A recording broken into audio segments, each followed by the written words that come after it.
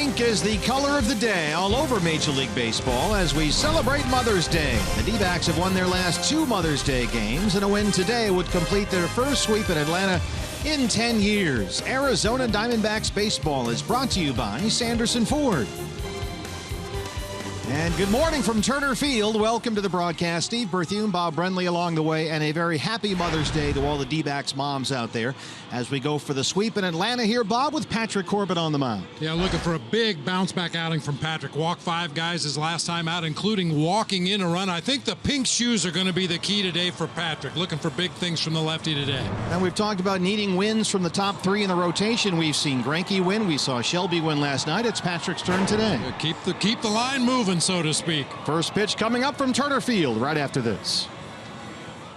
Arizona Diamondbacks baseball on Fox Sports Arizona is brought to you by CenturyLink. Switch to CenturyLink Prism TV for an advanced TV experience. Learn more at cprismtv.com. By Jack in the Box. Taste the all-new Double Jack Burger today, only at Jack in the Box. By Papa Murphy's. Love at 425 degrees. And by your Valley Honda dealers, where you'll get more standard features for less money.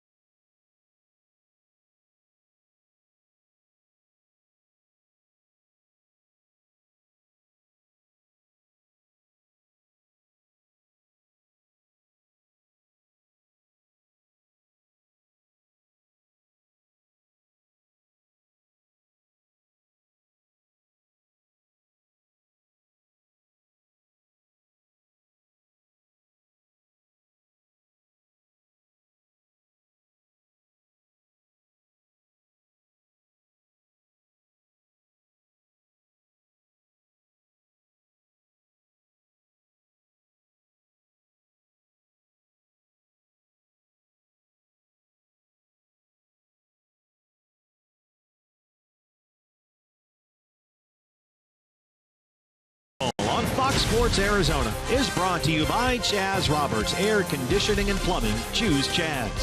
By Lone Butte Casino. You're in for more winning moments at Lone Butte Casino. By Tire Pros. For the best selection of Continental and General brand tires, visit your local Tire Pros today. By Oregano's. Step up to the plate for a guaranteed home run at Oregano's. And by Cox Gigablast. How will you live the gig life? A little breezy here at Turner Field, but clear and comfortable. Steve Berthume, Bob Brenly, and Jody Jackson along the way.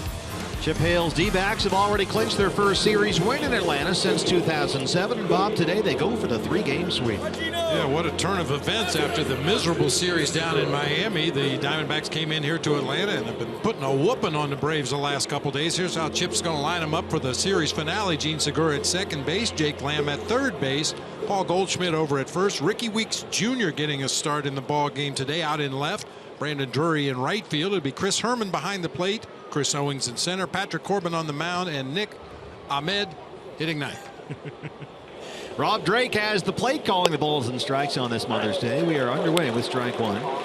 To Gene Segura, your Arizona Ford starting pitcher for the Braves is the 24-year-old right-hander Mike Foltynewicz. A very hard thrower out there, just his second start this year. The first one did not go well. He started Monday against the Mets at Citi Field and gave up 3 home runs in the first inning, and he was gone by the end of the fourth. It's been a strange early part of the season for the Braves right-hander. Spring training, he pitched 8 2/3 innings, gave up 5 long balls, started the season at AAA, pitched 4 consecutive starts, did not allow a home run. Then, as you mentioned, his first inning back in the big leagues, 3 bombs to the Mets. 1-2 on Gene Segura. Gene comes into today at .344 with 4 homers and tied with the Nationals' Daniel Murphy for the Major League lead in hits. Murphy is hitting over 400 in his first season in Washington. Pink is the color of the day. Pink bats, pink shoes, pink numbers, you name it. We got it covered in pink. As we celebrate Mother's Day all over Major League Baseball today, one of the great traditions. It started with just pink bats originally, but it has blossomed onto wristbands and undershirts, logos, shoes. See a lot of moms and families in the ballpark here today. Great to see that on any day, but especially this one. Segura 3 hits and a walk in the series, all singles. He had a couple of hits and scored twice in last night's D-backs win, and some D-backs fans are here with us.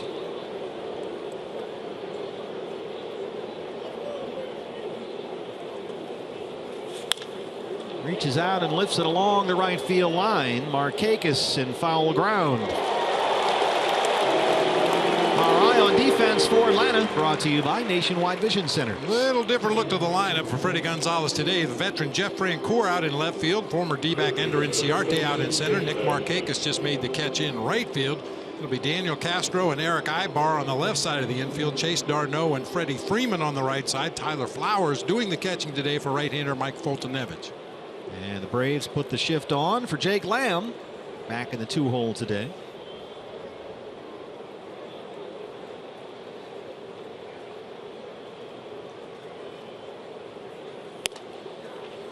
Foltynewicz is a hard thrower out there. He's mid to upper 90s. Lamb 274. He's got 3 home runs.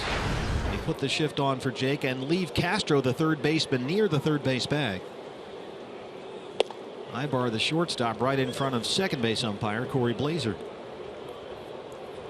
I mentioned that start against the Mets for Foltynewicz, and we're told his pace was ridiculously fast. He could not get rid of the ball quickly enough, and with that in mind, they want him to have a purpose for every pitch he throws in this ball game. Well, swing and bunt. This is going to be a tough play. The opposite side of the shift, and Jake Lamb has an infield single.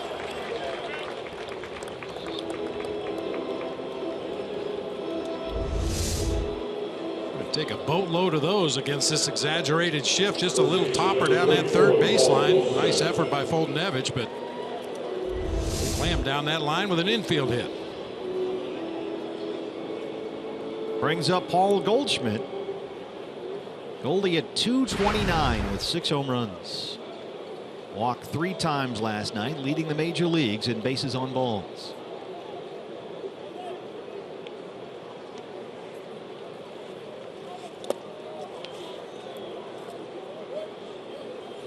Saw Goldie in the clubhouse yesterday, sitting in front of his locker with that pink bat in his hands. This was yesterday, mind you.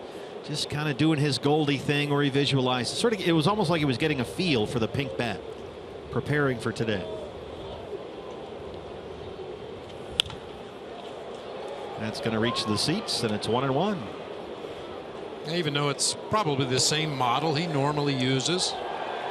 Something about that pink, you know, you have to get a feel for the handle. Where's the weight balance? Where's the sweet spot on the barrel? Even the umpires have pink today. See Rob Drake behind the plate there.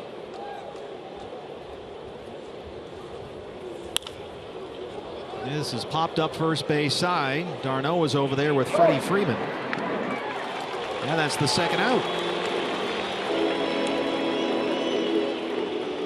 No David Peralta today. David has been hit in the arm a couple of times in the last week or so. It's barking a little bit, so he's got the day off. And Brandon Drury is taken over in right field, and it's another start in left for Ricky Weeks Jr.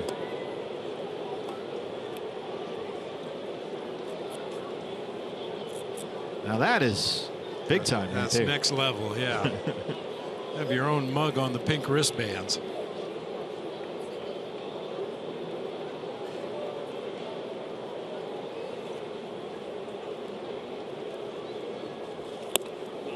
This is away for ball one. Ricky at 250 and 3 RBIs in the year.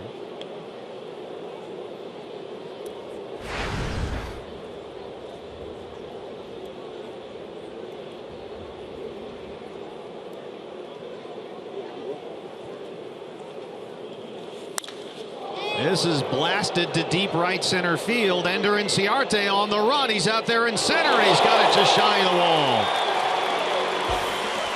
The former Diamondback takes an extra base hit away and maybe an RBI as well. Patrick Corbin coming up.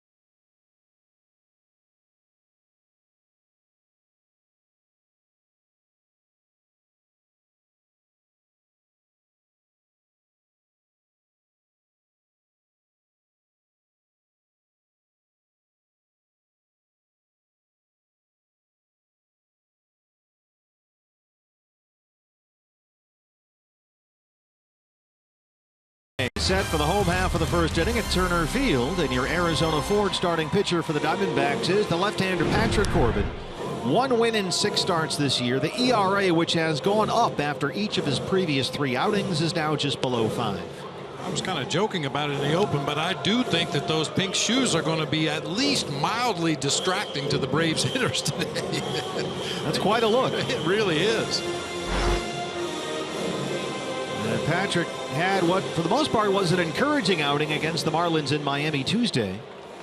Gave up 3 runs, 5 hits, 5 1/3, walked only 1. He was up 4-1 in the 6th, and then he walked Giancarlo Stanton, gave up that long home run to Marcell Ozuna on a pitch he left up. And that tainted the final numbers a bit after Patrick had thrown 5 solid innings. And I mentioned his start before that against the St. Louis Cardinals with 5 walks in that game. It's just so uncharacteristic for Patrick, a guy that normally just pounds that zone. Nick Markakis hits the first pitch of the ball game right to Gene Segura.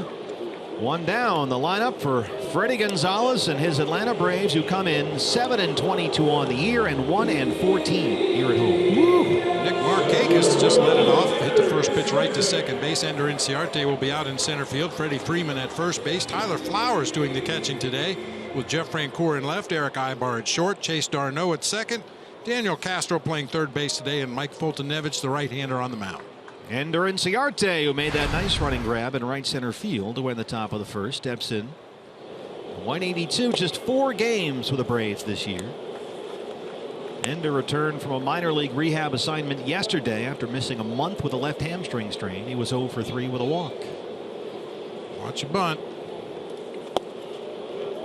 We know Ender Inciarte from his past with the Diamondbacks against a tough lefty. He tried to take that ball with him to the first base side. Diamondbacks should be well aware of what Ender's going to try to do offensively.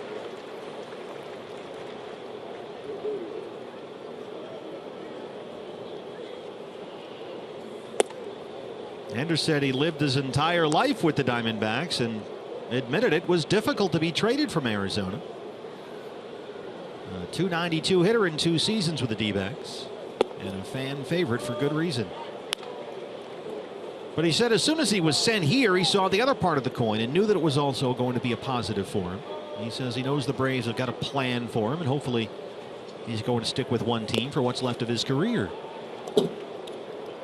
Full count now, 3-2. I think that's a common reaction for any player who's traded for the first time. Your first instinct is, why don't they like me? Why don't they want me anymore? But then the other side of that coin is somebody else does want me and value what I bring to a ball club.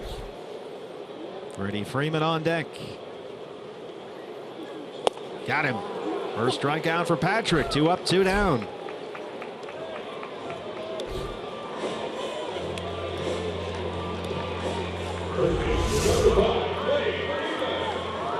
Just hammering away at that strike zone. If there's one advantage, Bob, for Patrick today, other than the pink shoes, it's the fact that the only good Braves hitters in this lineup are all left-handers. Yeah. Like this guy, Freddie Freeman. 3 at the top. And the shift is on. There's a strike going 1. Freeman, 275 and 4 home runs. He homered in the first inning last night against Shelby Miller. His 3rd home run in 9 games. And Patrick jumps ahead 0-2.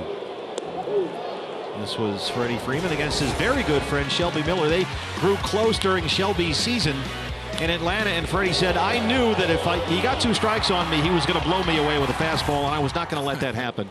So he jumped on that one very early in the count. And you could see Wellington Castillo was way inside on Freddie Freeman. They wanted to try to jam him in on the hands, and that fastball leaked out over the plate. Freddie made him pay. He has 4 homers on the season. The Braves as a team have 7. And Patrick Corbin, 3 up, 3 down, couple of strikeouts. Good start for Patrick, no score here in Atlanta.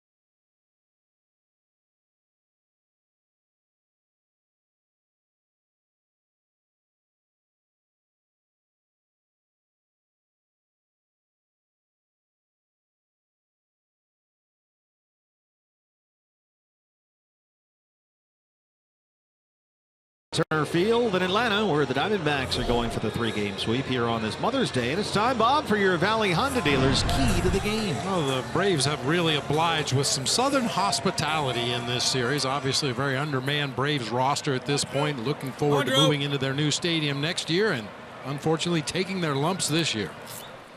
And here's a guy that's been doing a lot of the lumping. It's Brandon Drury. He'll lead off the second against Mike Foltynewicz. There's a strike 0-1. Brandon 316, 6 home runs. And more than half his hits this season have gone for extra bases. He's had a big series, 3 for 5 last night with a pair of doubles. And he homered here Friday.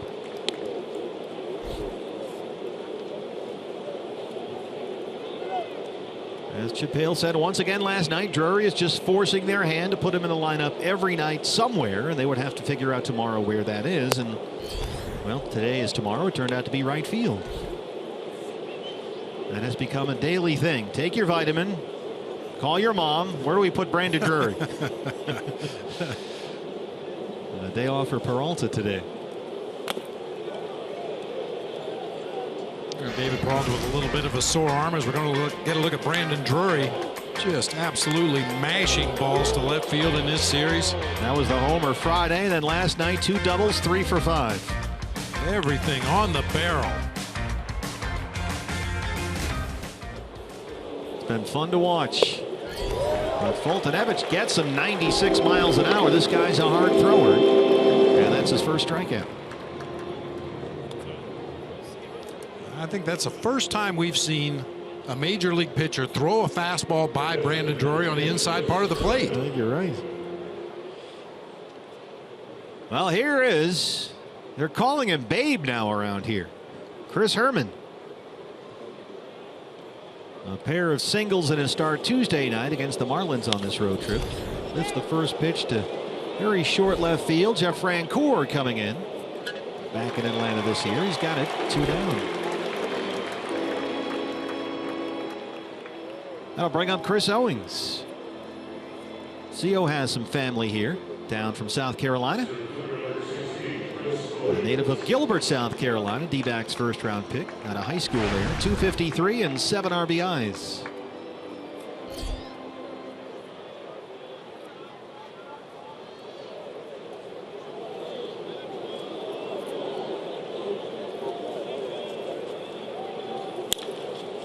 This is lifted along the right field line. Nick Markakis in fair territory. 3 up, 3 down, 5 in a row retired by Foltynewicz. No score in Atlanta.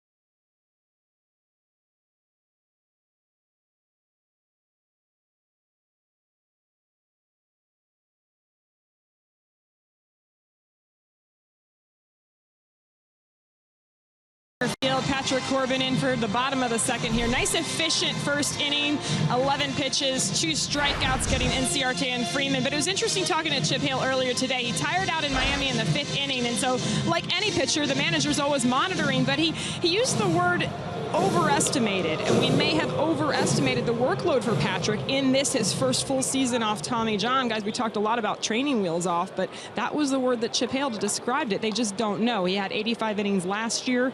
they'll just see that he's pitched very well, but they have to monitor fatigue and that possibility. Thank you, Jody. Tyler Flowers, the catcher, batting cleanup for Atlanta. Leads off the second. Yeah, the most pitches Patrick threw in any start last year, remember coming off Tommy John, was 91. This is hard hit to shortstop. Boy, Nick Ahmed just sticks the glove out there. It's amazing. Our eye on defense for the D-backs, brought to you by Nationwide Vision Centers. Well, Ricky Weeks Jr. getting the start in left field today with Chris Owings in center. Brandon Drury slides over to right field this afternoon. Jake Lamb and Nick Ahmed on the left side. Gene Segura, Paul Goldschmidt on the right side. Chris Herman doing the catching, and lefty Patrick Corbin on the mound. The veteran Jeff Rancourt getting the start in left field. He's had only 50 at-bats this year. Yes, he went. That's Carlos Torres down there at first. It's 0-1. Francoeur at 240. He's got one extra base hit. And he has been tough on left-hand pitching this year. He's a little, it reminds me a little of Brandon Drury, the way he stands, just statue still in that batter's box until Patrick's almost ready to release the ball. Very upright, not a lot of moving parts. Reaches out and pokes it to Segura from the outfield grass. Patrick Corbin 5 up, 5 down. Boy, what you like to see in the early going, strikeouts and ground balls from Patrick Corbin so far. Brings up the shortstop, Eric Ibar. Ibar to .184. 3 doubles are his only extra base hits this year. He's a switch hitter, batting under 150 from the right-hand side of the plate this year.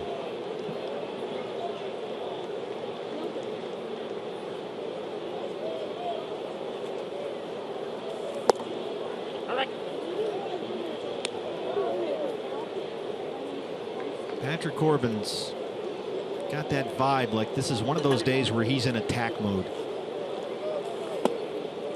Is coming out ready to throw, firing strikes. 3 ground ball outs so far, 2 strikeouts. 1-1 on Ibar. That's a base hit. That's his 3rd hit in the series.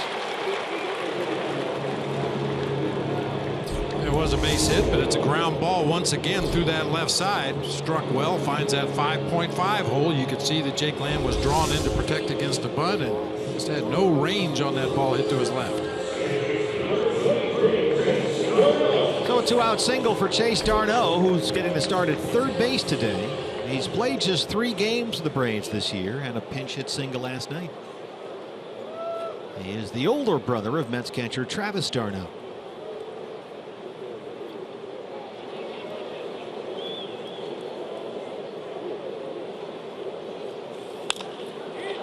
Is lifted out to Brandon Drury in right field. And we are through 2 here at Turner Field. No score. The D-backs and the Braves.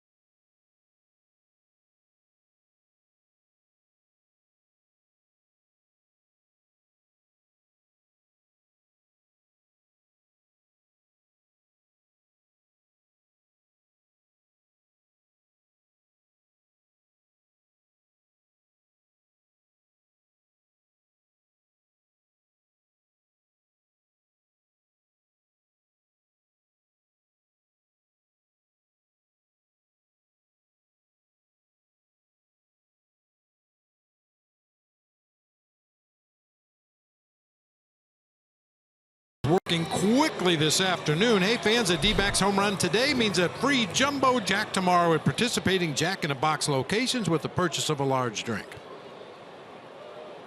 Patrick Corbin batting 8th this afternoon will lead off the 3rd against Braves starter Mike Foltynewicz, who has set down the last 5 he's faced.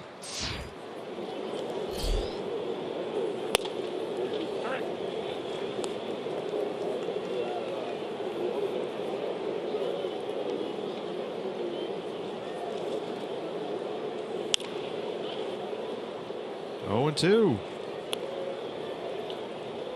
D-backs faced Mike Foltynewicz twice last year. The first time was last June at Chase Field. He gave up 5 runs, 8 hits, and 5 2/3. Got a no decision. That was a 9-8 Diamondbacks win. Foltynewicz then lost his return bout here at Turner Field last August. He was hit hard again.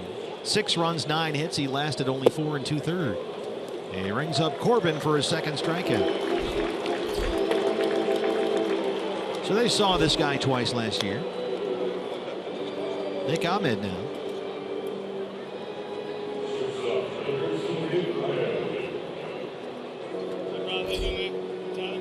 Nick at 175, he's got 3 homers.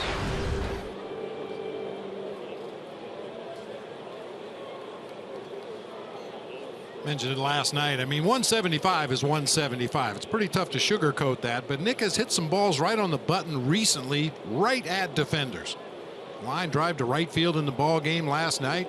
Hit some line drives down in Florida, right at Marlins defenders. Be nice if some of those start to find holes. A couple of big RBI hits in Miami. Had an RBI single Friday. Here in Atlanta, walk and a strikeout last night.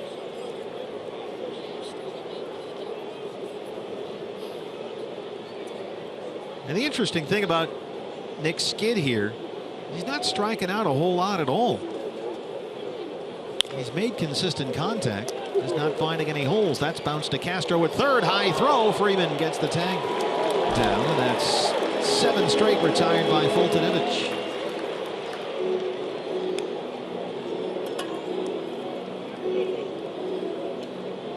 Gene Segura. Segura flying out his first time up. Segura has reached base safely now in 14 straight games. That's the longest streak of his career.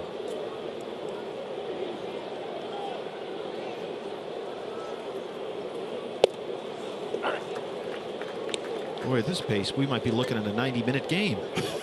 Oh, there you go. I thought you might like that one. Yeah, we'll be landing in Denver at 4 o'clock in the morning. Castro at 3rd. 2nd straight 1-2-3 inning for Mike Foltynewicz. No score in Atlanta.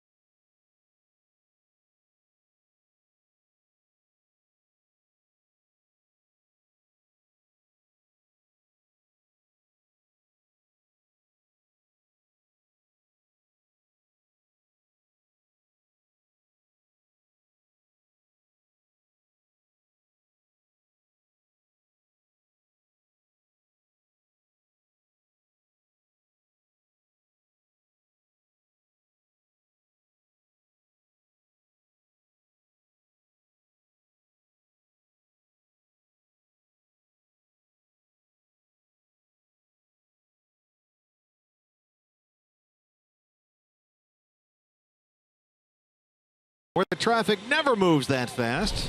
It's the Braves and the Diamondbacks. D-backs going for the 3-game sweep. And hey, fans, the Diamondbacks are getting set to welcome the New York Yankees back to Chase Field for a 3-game series coming up May 16, 17, and 18. And you can get your tickets right now at dbacks.com. Daniel Castro, the third baseman, leads off the Atlanta third against Patrick Corbin. Patrick had an 11-pitch first inning and a 9-pitch second.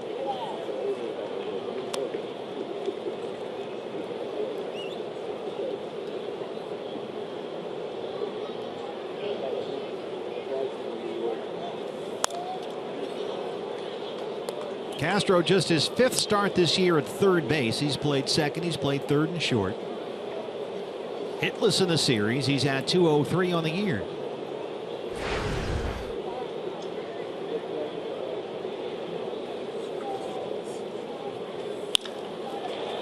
Brandon Drury in right field.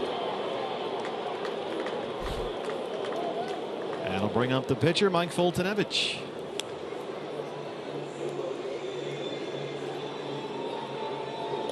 Everybody's swinging the bats like they're double parked today. Flying along here.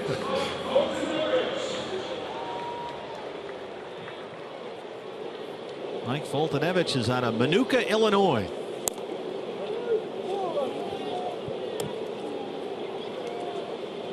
A first-round pick by the Astros 6 years ago. He was the 19th overall selection in that draft.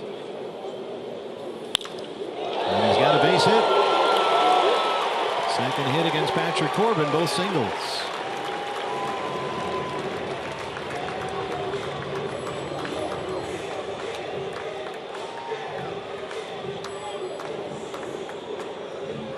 The leadoff man now, Nick Markakis. Markakis grounded out on the first pitch he saw to lead off the home half of the first. It's not uncommon to see a left-handed hitter be more aggressive than normal against a tough left-handed pitcher. You just don't want to get into a situation in a 2-strike count where you're likely to see that breaking ball off the outside corner. So a lot of left-handed hitters will go to that plate ready to attack anything close to the zone early in the count. And it's been a slow start at the plate against left-hand pitching this year for Markakis. 235, couple of doubles. That's about 40 points below what he hit last year versus lefties. Swing and a miss, 1-1.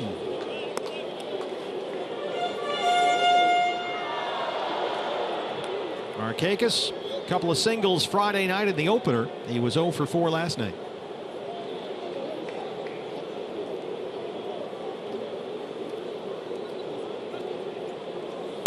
Hard shot right back at Patrick Corbin. It goes into center. That was a bullet.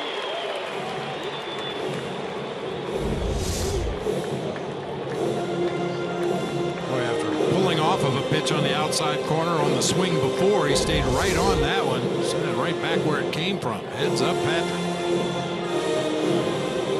Patrick retired the first 5 he faced in the ball game. Now a pair of 1-out singles has put 2 on for Ender Inciarte. Ender a strikeout victim his first time up.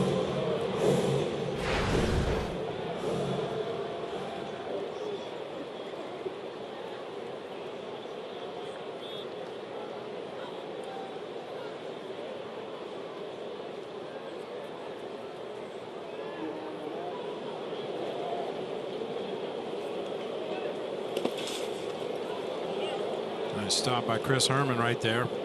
Talk about it all the time with Patrick Corbin on the mound. You know you're going to be busy moving to your left. That slider breaking down and into a right-handed hitter, down and away from a lefty. You know you're going to have to be very mobile moving to your left on a day when Patrick Corbin's on the mound, and Chris Herman blocked that one up perfectly.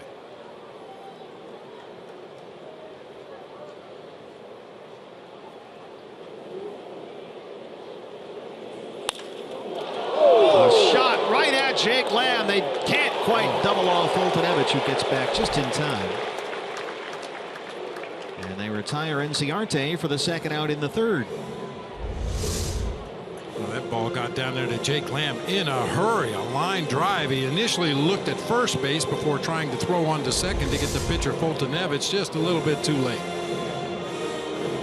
Big out to get here with big Freddie Freeman coming up. 2 on and 2 down.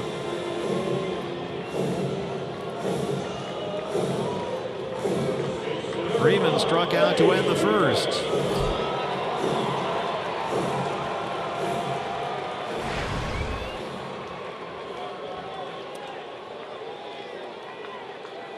He's got 3 hits in the series, singled twice Friday, homered last night.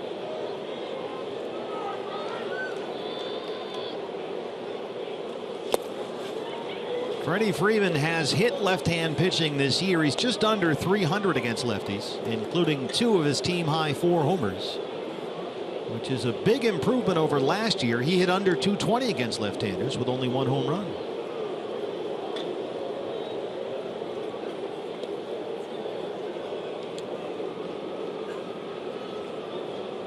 Slide. 2-0.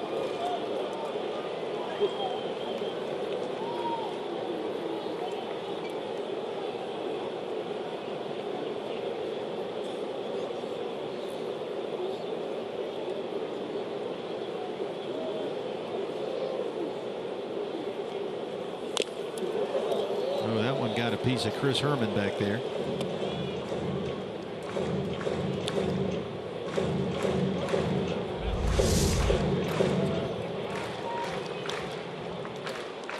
Just a grazing shot off that left shoulder. The ball got to the backstop so quickly I didn't think it hit anything, but then you watch Chris's reaction and it obviously got him somewhere on that left shoulder.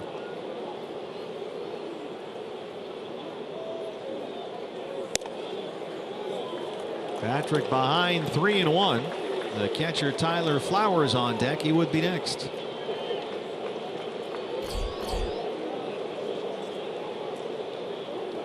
Patrick, that 11-pitch first, 9-pitch second, but laboring here, trying to strand 2 in the 3rd. That's in there for strike 2, and the count is full. That'll start the runners. Foltynewicz, the pitcher from second. Markakis at first.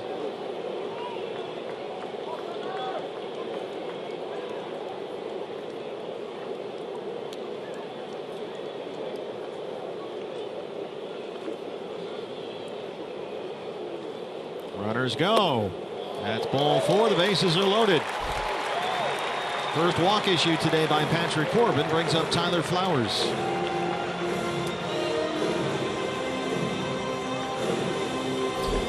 Flowers grounded out his first time up. And a base hit and an RBI when he came in midway through Friday's game after A.J. Pierzynski was ejected for arguing balls and strikes.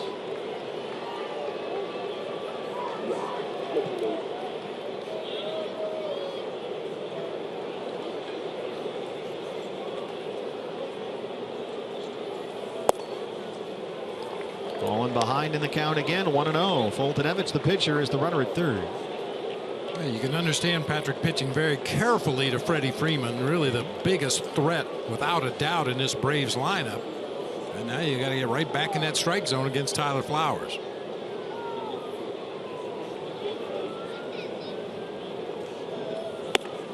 There's the strike, 1-1. Flowers, after 7 seasons with the White Sox, now back with the team that originally drafted him, the Braves, back in '05 out of high school in the Atlanta area. This is his hometown team. Braves have been notorious for that over the years, drafting from the talent pool right here in the state of Georgia, sometimes right here in the city. Jeff Francoeur is another example of that. 2-1. Patrick in a jam here. He said after the start Tuesday at Miami he felt pretty good, felt better in fact than he had previously felt. Good with all his pitches for the most part. Kept the ball down, brought that changeup back a little bit more. Got some outs with it.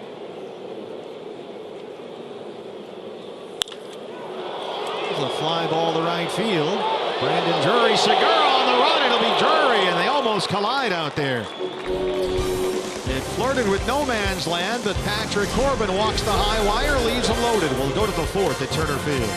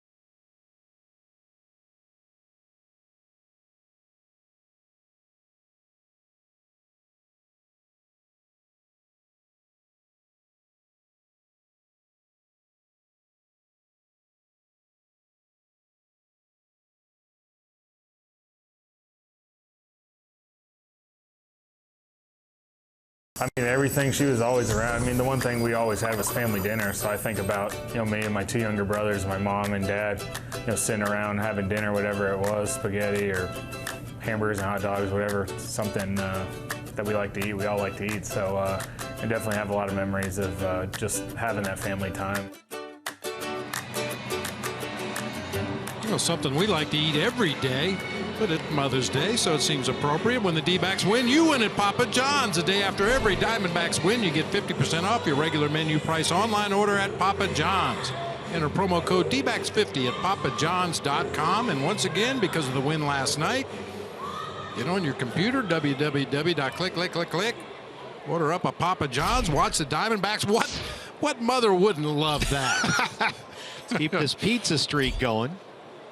D-backs have twice swept series here at Turner Field, 2001 and 2006, so it's been 10 years since they swept a series here. As Jake Lamb leads off the 4th against Mike Foltynewicz, who has retired 8 straight. Foltynewicz threw 15 pitches in the 1st inning, and then 15 in the 2nd and the 3rd combined. So he has really settled in here.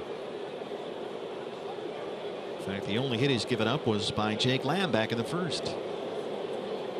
A swing and bunt single. Shift is on. He fouls it back here, and it's 1-2.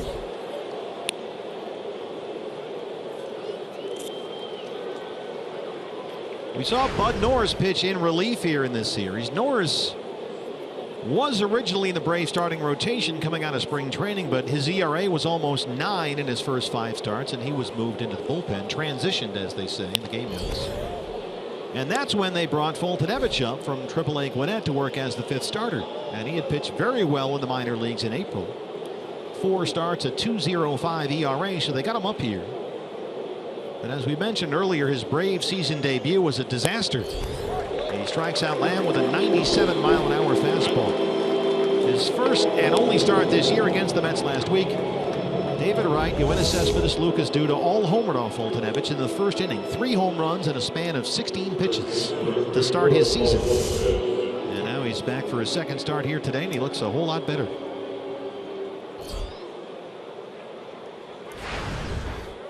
Goldie popped up his first time.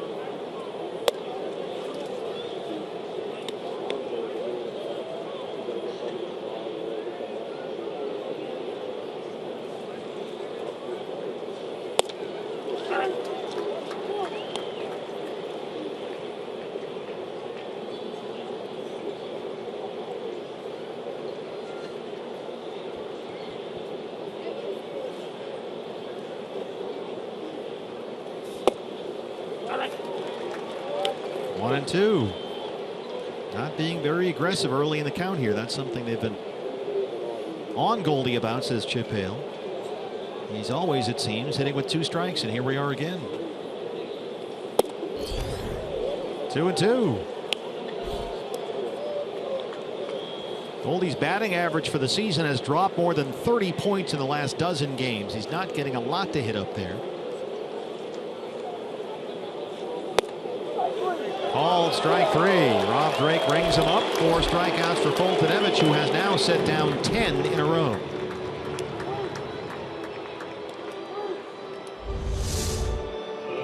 It's hard to put your finger on a reason for Goldie's struggles. Occasionally not aggressive enough. Other times maybe a little too aggressive. You love the walks. You love the on-base percentage, but Diamondbacks are expecting more out of Paul Goldschmidt.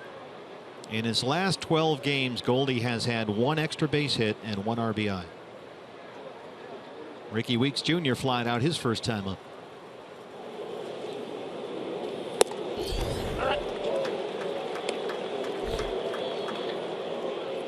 And of course, always a concern when somebody who has put up such gaudy offensive numbers over the course of their career struggles the way Goldie has been recently. You always wonder, is there something physically wrong?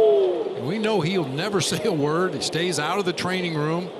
Never wants to use that as a possible excuse, but it happens to everybody. You know, you play this game every day and you play it aggressively and at max effort the way Goldie does. It's not uncommon for things to go a little sideways physically. Foltynewicz is rolling along here, a strike away from striking out the side in order.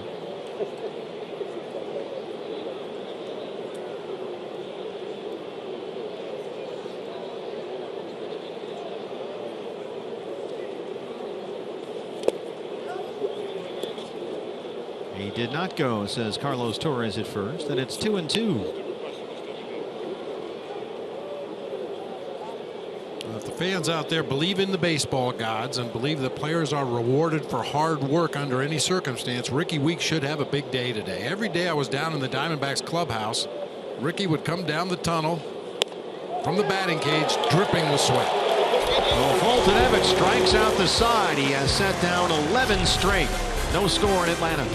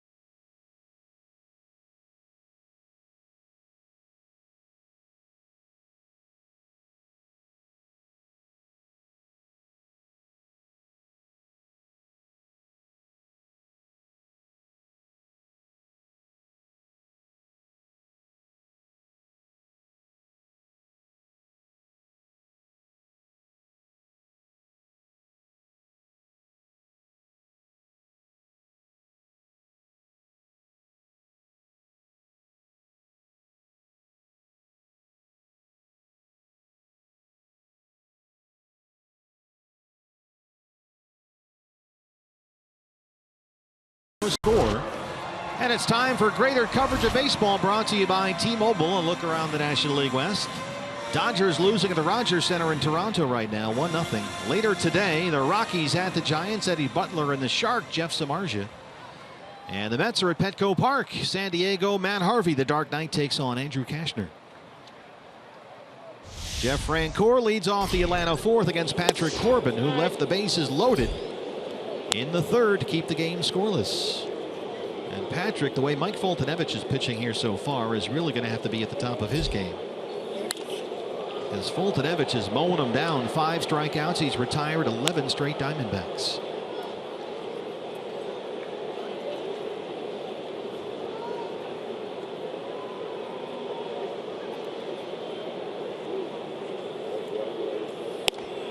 Jeff Francoeur back in Atlanta, where he had a very promising rookie season back in 2005 when he was 21. He signed with the Braves this February, right as spring training camps are opening up, and he's got a base hit. 4th hit for Atlanta, all singles.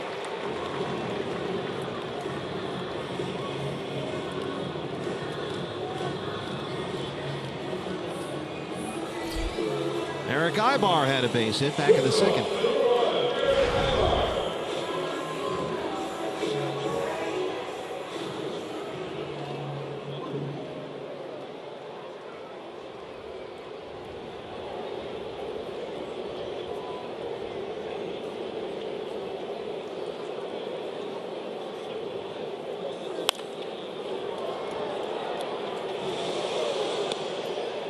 Freddie Gonzalez has never been one to push a lot of buttons, play a lot of hit and run. But you have to wonder, with the way this Braves offense has been sputtering, that maybe it's time to get a little more aggressive. Start some runners, maybe open some holes in the Diamondbacks defense. Give his hitters an opportunity to make something happen, even with the ground ball. And the lower portions of this Atlanta order, it's a little thin. Patrick ahead of Ibar, 0-2.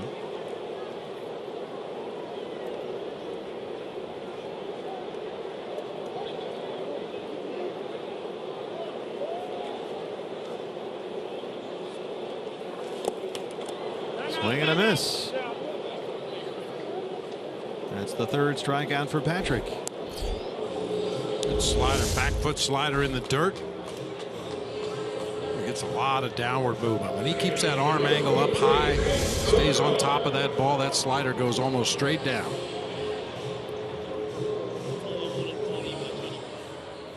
Chase Darno now flying out his first time up. The third baseman today.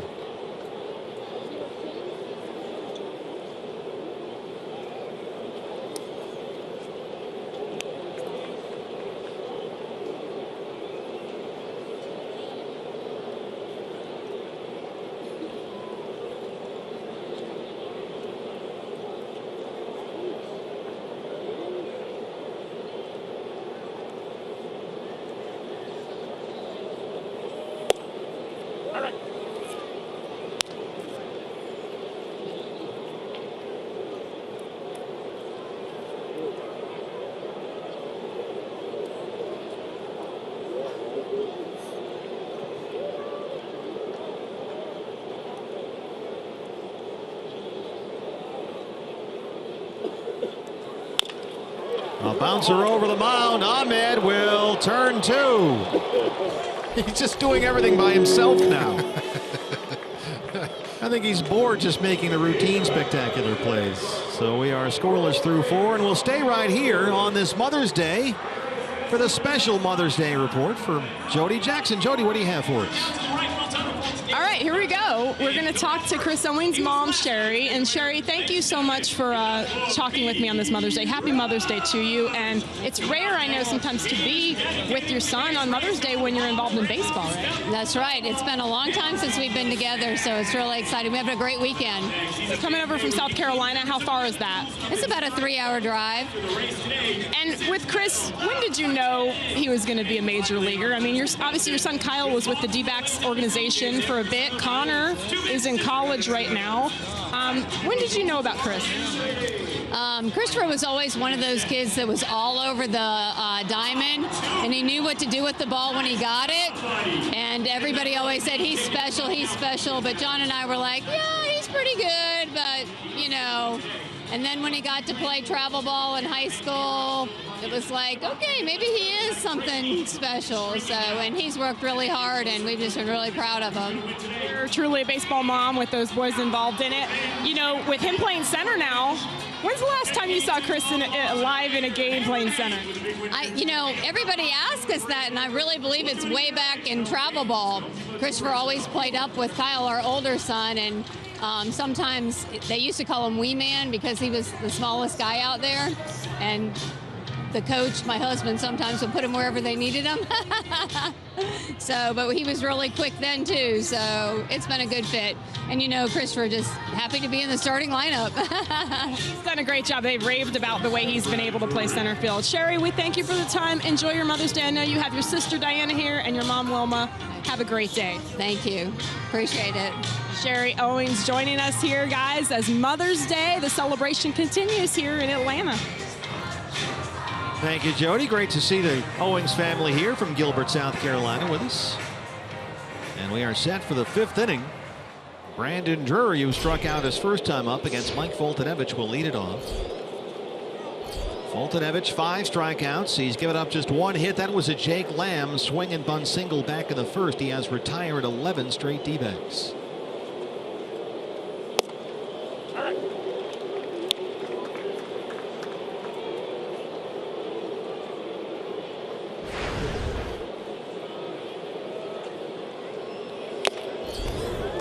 He's ahead of Drury, 0-2.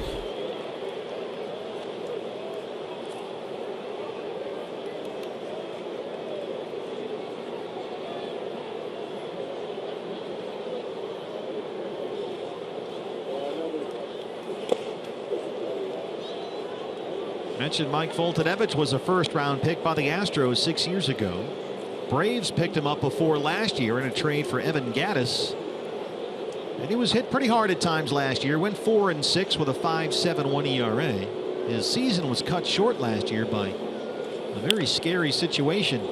Some potentially life-threatening blood clots were discovered in his right shoulder. And Foltynewicz said one day last year he walked into the clubhouse and his right arm was 2 or 3 times the size of his left arm. Ooh. And he showed the trainer, and they said, "We are going to the hospital right now." And they found some blood clots in there that were causing his throwing arm to swell up badly. And thankfully they performed surgery, or he may have died. And the doctors discovered it was the highest rib on his right side that had compressed some blood vessels to create the clot. So part of that rib was removed. And he had to rest a lot this winter while he was on blood thinners, didn't throw for 3 months, and he was behind the other pitchers going into camp, which is why he spent the first month of the season in the minor leagues. But he looks really good so far today.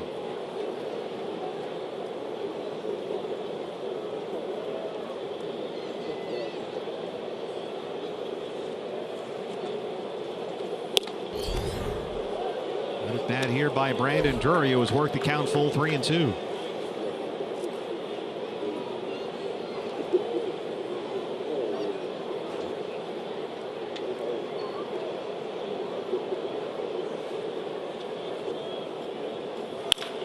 Base hit for Drury. The second hit for the Diamondbacks. Leadoff man aboard in the 5th. Another base hit that may not have been a base hit had not Ibar been shading way over in that hole between third and short. Just a little bouncer right back past the mound into center field for a leadoff hit. Chris Herman getting the start behind the plate, flying out his first time up. Chris with 7 hits in his last 18 at bats, including a double and 2 homers. He's at .211 on the year. And they'll keep the shift on for Herman. Ibar, the shortstop, on the first base side of second. And Castro, the third baseman, all by himself over there on the left-hand side near the third base bag. Yeah, playing in a straight up position, guarding against a bunt where a third baseman would normally be. Leaves a huge hole on that left side of the infield with Ibar shading over onto the second base side of the bag.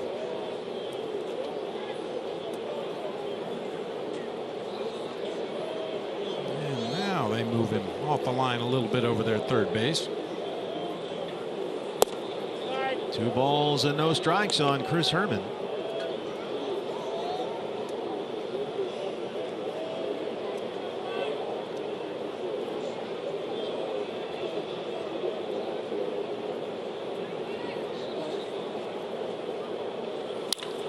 That's blasted out to Markakis in right field. And that's the first out here in the 5th.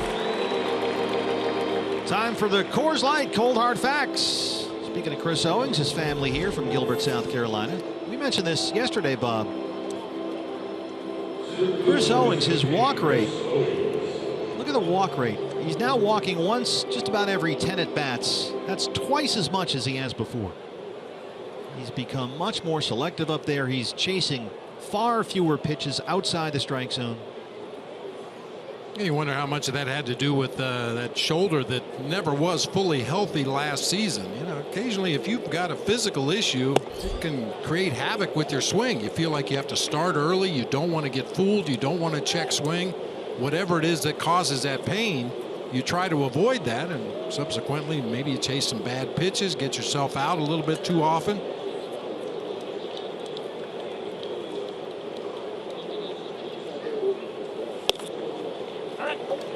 Coaches have seen Chris show an ability to keep the bat in the zone longer, they say. He's a lot stronger after having a full offseason of weight training. And they can definitely see the difference in Owings from last year to this year. Now that he's able to free himself up and focus on the swing and not the rehab of the shoulder after the surgery.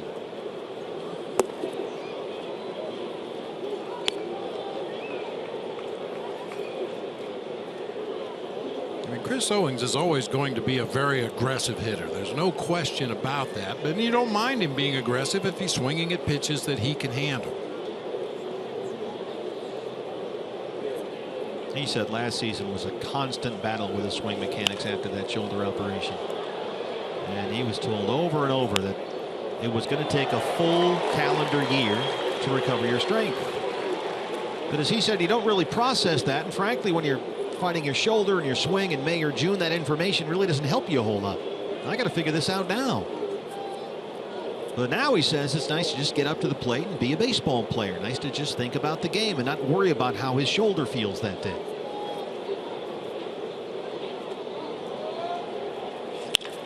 This is hit right to Ibar. A little double clutch there. They won't turn two the way Owings runs.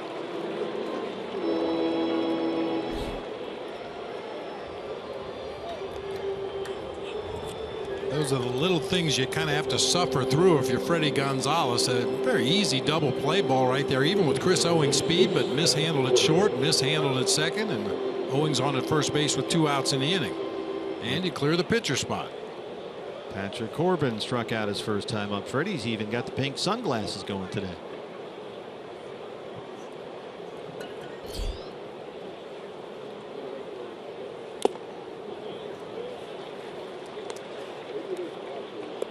I'd like to extend Mother's Day wishes to all the Brenly women, the Brenly mothers, my wife Joan, my daughter Lacey, and my daughter-in-law Alyssa. See, there's too many to count. There is. All those girls driving me crazy. Yeah, my daughter-in-law Alyssa, who celebrating her first Mother's Day as a mother. Daughter of twin girls. Had a nice conversation with Chip Carey before the ball game. He has twins of his own. They're a little older, but he gave me a list of books that they should read to help prepare for raising twins.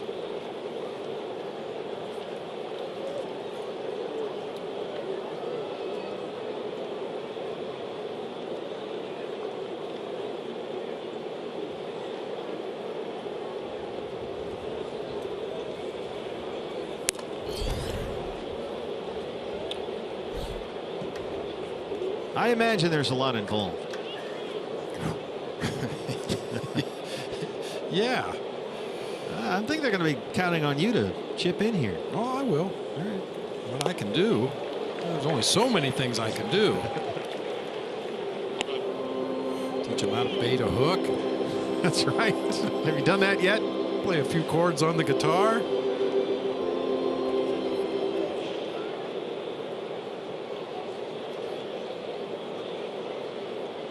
One and two on Patrick Corbin. And Patrick shoots that into the gap in right center field, and here we go. CO is going to come all the way in and score. Corbin will take the turn and hit for third, and he is in there standing up with an RBI triple.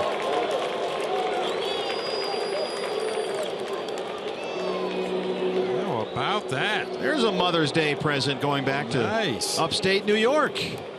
Boy, they were playing him cheap out there in the outfield, and Patrick really made him pay this time. Mark Akis playing shallow in right field. That ball just shot by him. You can see he's already retreating to the warning track, leaving his position. That's our Chaz Roberts Air Conditioning and Plumbing cool play of the day. There's an old saying in this game: if you shut him out and drive in a run, you can't lose. Good. That's good news. Nick Ahmed trying to get that run home from third now. Get greedy with 2 outs. Nick rounded out his first time up. Well, there was no question that CO with his speed and 2 outs was going to score on that one. Gets in those big gaps. 390 out there. He can run all day.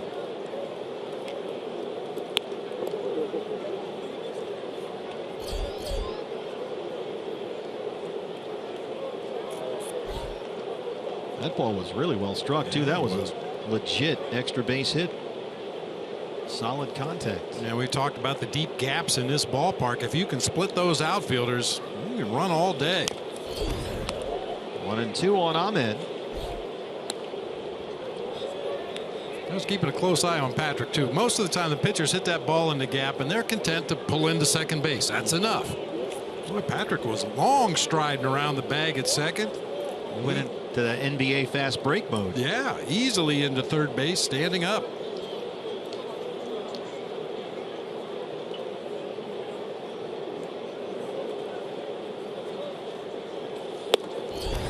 Oltanevich comes back and strikes out Ahmed. They strand Corbin at third base, but the Diamondbacks score first. They lead it 1-0.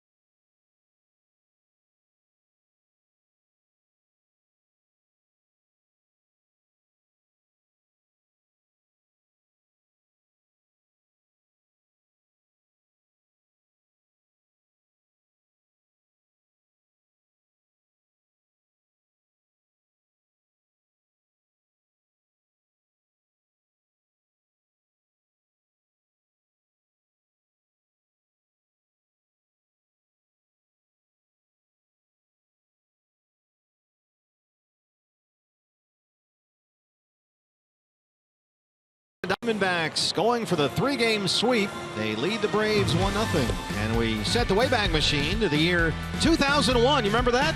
A little bit, yeah. That guy Julio Franco was tough, though. He took RJ deep and had another RBI base hit in that game, but all's well that ends well. BK coming on to get that pop-up to end it. Setting off one of 3 tremendous celebrations we had that season. That's a look back in history presented by Geico. I'll give it up to the Braves fans. It's tough to watch a team come in and eliminate your ball club in the postseason, but the fans gave the players a nice round of applause as we eventually came off the field and took the celebration into the clubhouse. And they're still chomping here. Doesn't have quite the same effect with the crowd now as it did then. Was that really a big deal? Did that bother you guys? With the chopping and the chanting and the whole thing? We were just worried about their players chopping at pitches in the strike zone. Fans can do whatever they want. Daniel Castro leads off the 5th against Patrick Corbin. It was Patrick's RBI triple that made the ball game 1-0 D-backs. That RBI triple by Patrick, the 2nd of his career. The last Diamondbacks pitcher to hit a triple. 3 years ago, almost to the day. Oh. Dodger Stadium. Does that help? He's no longer a Diamondback. Yeah. Ian Kennedy? Trevor Cahill. Oh. Well, off the fist, a little jam shot. It drops in front of CO for a lead-on single for Castro.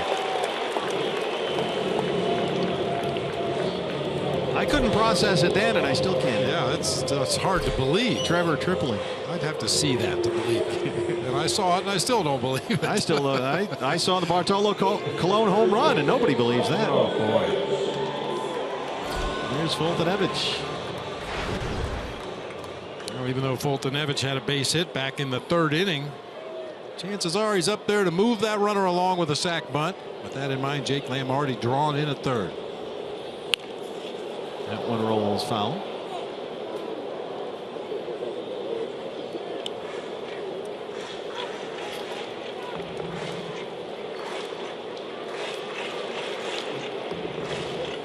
Patrick Corbin's last win, April 17th. That was at San Diego. Followed by home losses to the Pirates and Cardinals. 0-2 in his last 3 starts. The previous outing, a no decision at Miami last Tuesday. Trying to get back in the win column. Lamb comes in from 3rd. That's a ball as Fultonevich pulls back 1-1.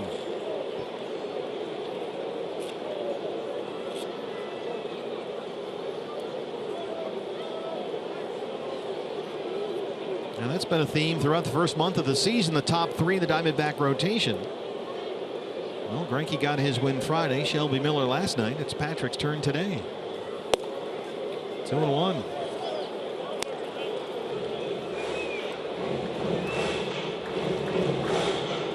Mentioned that Bartolo Colon home run last night in San Diego, estimated at 365 feet, which coincidentally, not ironically, is almost what he weighs. I like what you did there. He bunts it first base side. Corbin will barehand it. And he'll walk it over to Segura covering. They move Castro along. So 1-4 on the sacrifice for Fultonevich, and that's the first out of the 5th.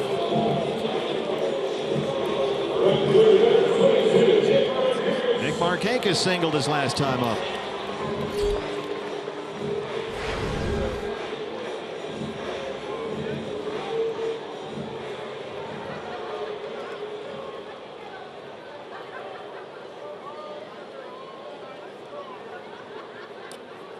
I think Patrick might have to make Markakis a little aware of the inside pitch in this at bat. You may remember his last time up, he threw a fastball on that outside corner. The Markakis was kind of stepping in the bucket and missed it completely, but then tried to come back with the same pitch. And Markakis lined it right back up the middle of the field. We mentioned earlier Patrick was pretty happy with a changeup. His last start in Miami got some swings and misses, got some outs with it. It's a pitch he worked on a lot this spring. So we'll see if he starts going to that slider and that changeup especially more often here as we start the third time through the Braves order.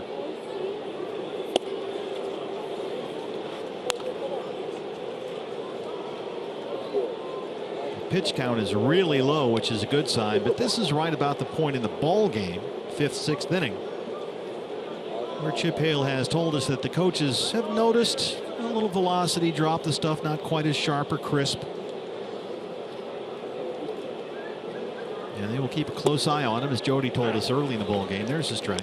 And they believe it's fatigue. It's an issue of conditioning and endurance, perhaps still related to the Tommy John surgery.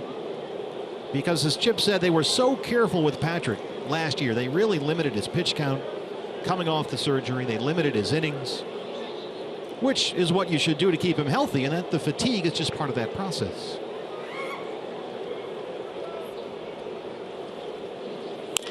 A bouncer over the mound. Ahmed has it behind the bag. And Castro's in at third, 2 outs. Ender and Ciarte.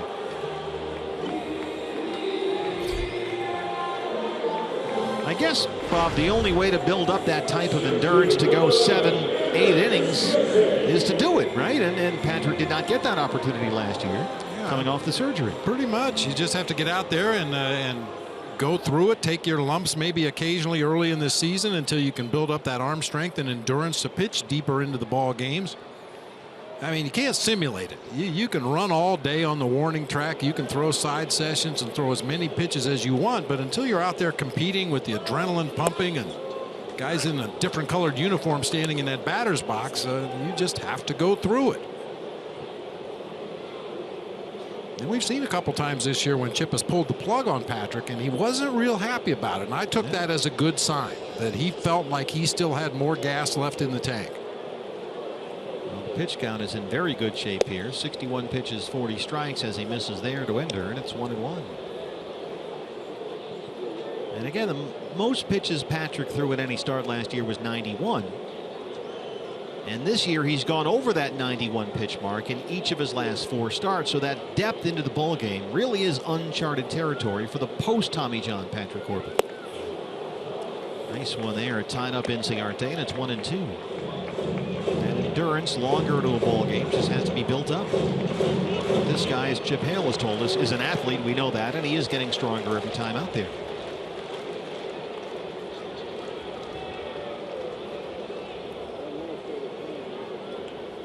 He left the bases loaded in the 3rd, trying to strand that tying run at 3rd here in the 5th.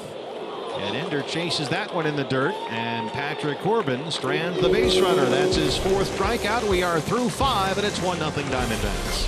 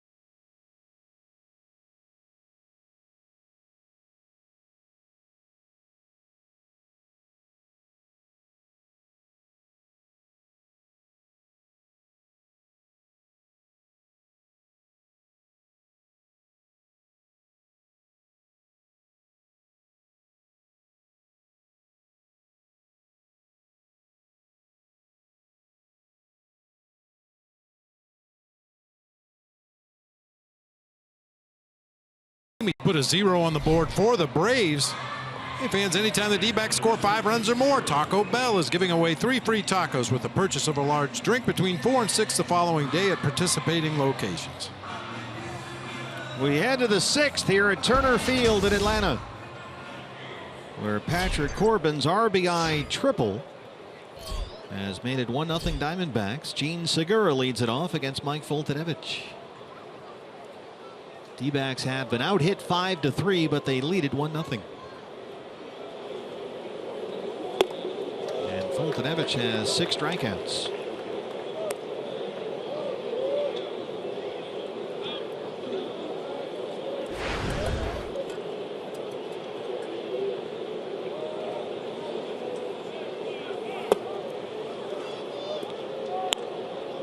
I like that first swing from Gene Segura. Foltynewicz has started him with that front door breaking ball in both of his at-bats in this game. He tried to go back to it the third at-bat, and Gene was ready for it. Unfortunately, swung right through it. It doesn't happen very often in the major leagues, but occasionally a pitcher will fall into a pattern. I've retired the guy twice. I'm going to pitch him the same way the third time I did the first 2. And smart hitters will look for that pitch that they've fallen behind in the count twice.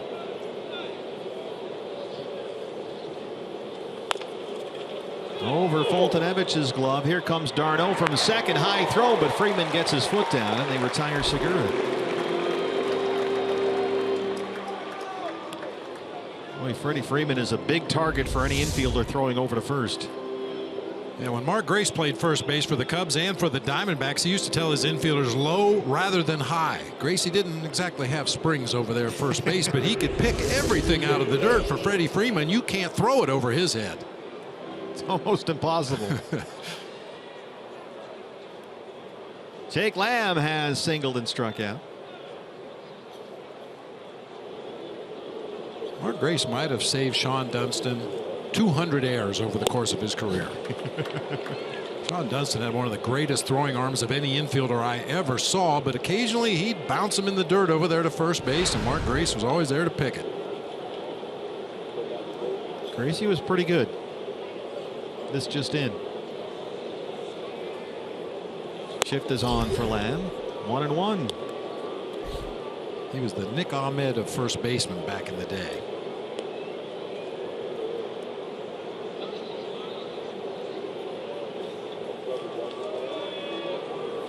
And when Gracie's behind the cage during batting practice and anybody hits one down the first base line, he will always say, "Nice stop, Gracie."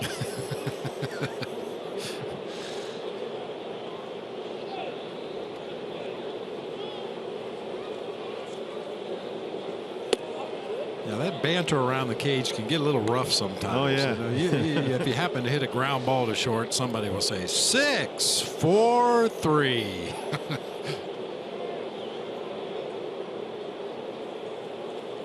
Three-one pitch. Look at that. The learning goes on all the time. Mark Grace over there talking to Brandon Drury, just judging, and Chris Owings for that matter, just judging from what he was doing with his hands there, talking about various pitches and certain counts, things to look for maybe. Brandon Drury is a sponge. He wants to talk about baseball all the time.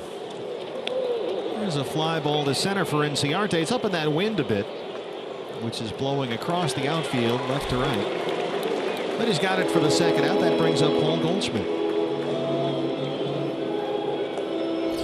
Goldie 0 for 2. He has popped up and struck out. Right now he is 6 for his last 38 at the plate.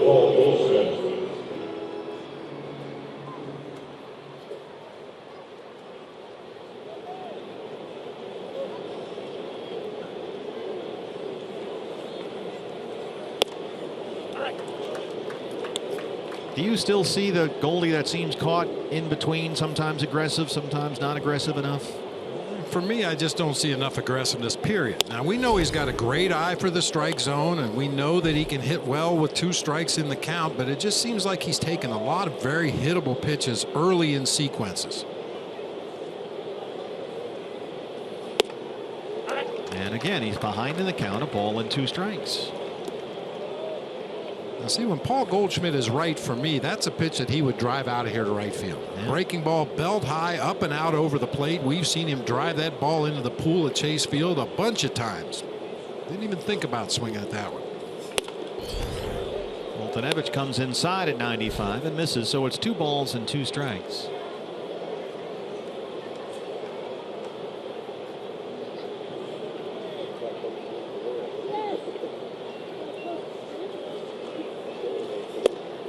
Tied him up inside and struck him out. 7 strikeouts for Foltynewicz, who works a 1-2-3-6. Diamondbacks lead the Braves 1-0.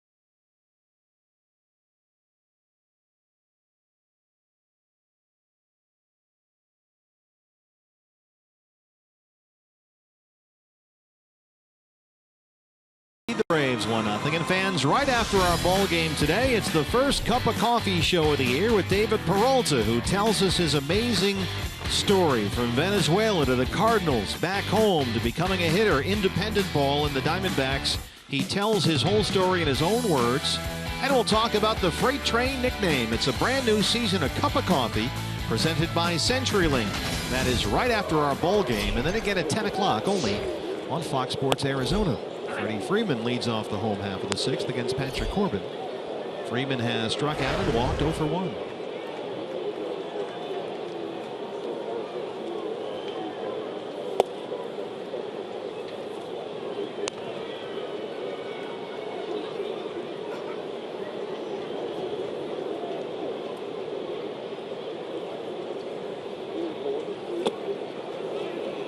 And 2. Freddie Freeman came into today holding a 15-game hitting streak against the Diamondbacks. And if it seems like Freeman is always a problem, that's because he is.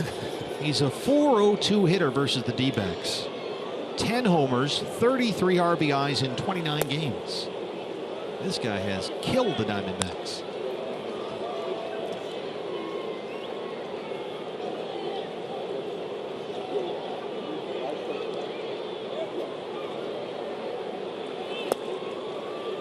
Full count, 3-2. Certainly not a stretch to view Freddie Freeman as the Paul Goldschmidt of the Braves this year. The one guy you go over in the advance meeting, do not let him beat you. Behind only Manny Ramirez in terms of Diamondback killers. But Patrick Corbin gets him to fish for one right there and strikes him out. 5th strikeout for Patrick. Downward movement on that slider once again from Patrick Corbin. Ball goes straight down. Little front door slider. 70 pitches for Patrick, 45 strikes. Tyler Flowers 0 for 2.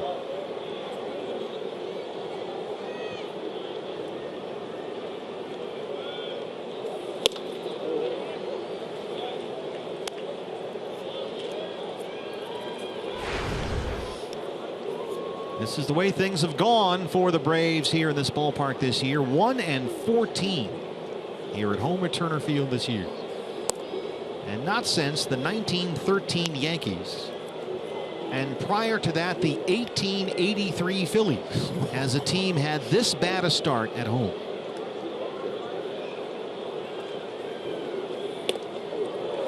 That hit him. A one-out base runner for Jeff Francoeur.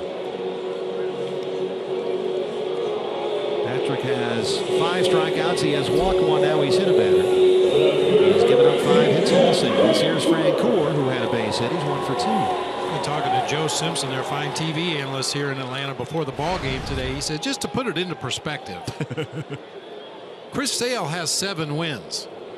The Braves, as a team, have 7 wins. Wellington Castillo has 7 home runs. The Braves, as a team, have 7 home runs. It's been that kind of year. And really, it just started.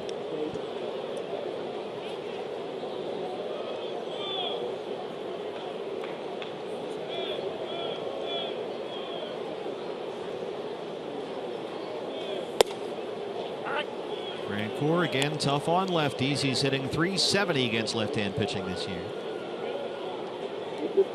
Singled his last time up.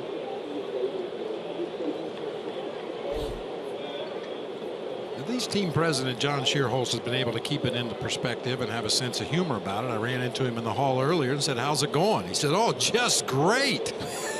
Well, this is what, you know, I don't know how to put it. This is kind of on purpose.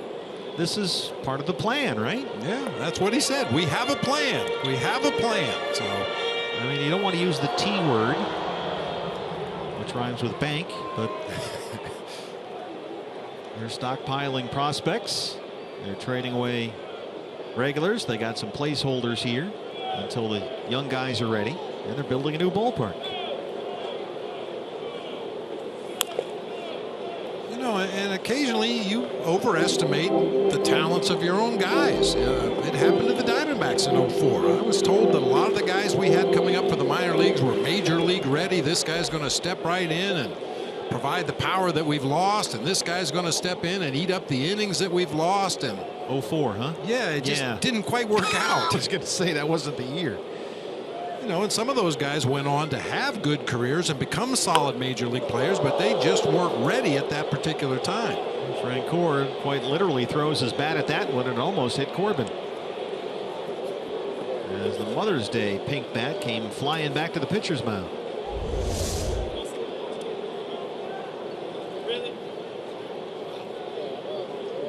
Happens, especially when you get fooled with an off-speed pitch and you try to extend your swing. You kind of loosen the grip on the handle of that bat, trying to stay in the zone just a little bit longer, and that time Francoeur lost it completely.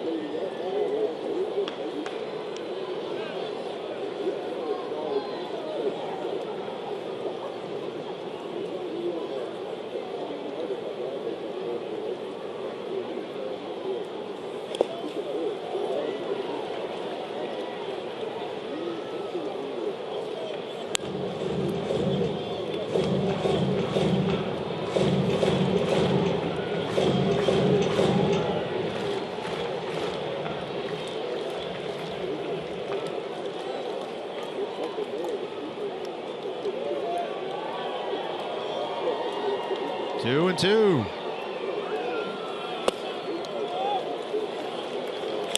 Patrick's pitch count in very good shape, so the bullpen guys with all those pink shoes can just chill.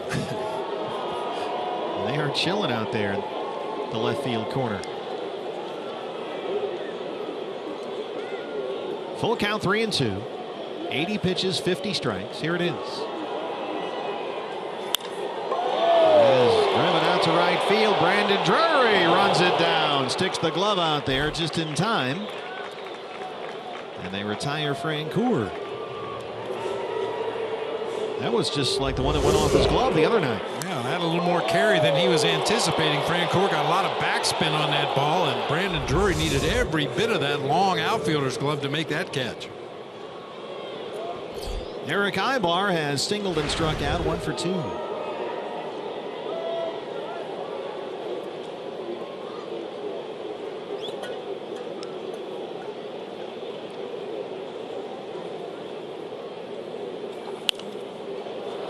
Still haven't got your foul ball yet. You have been predicting one. I thought we'd get one for sure. The radio booth has been peppered next door, right above it, right below it. We've had a couple just below our perch here. Stay ready. Be on the ready. Still got 3 innings plus left here. We're up there somewhere.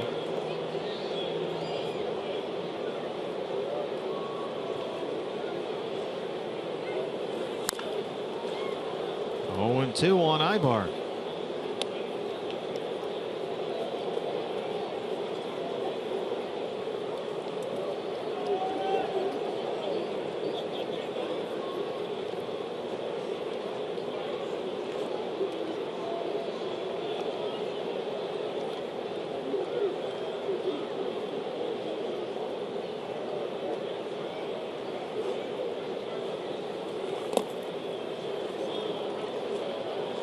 Will you miss this ballpark at all?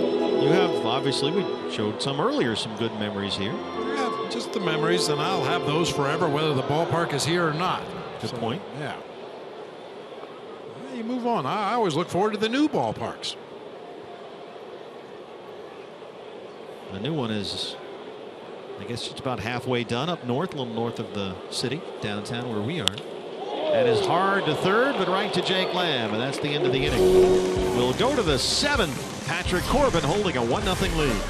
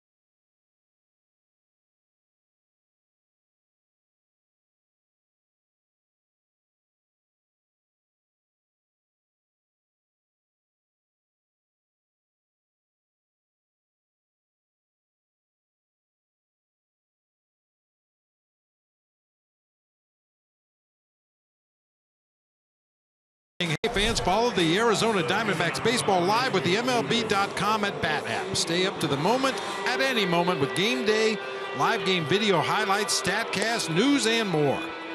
Download MLB.com at Bat, the #1 app for live baseball on your phone and tablet.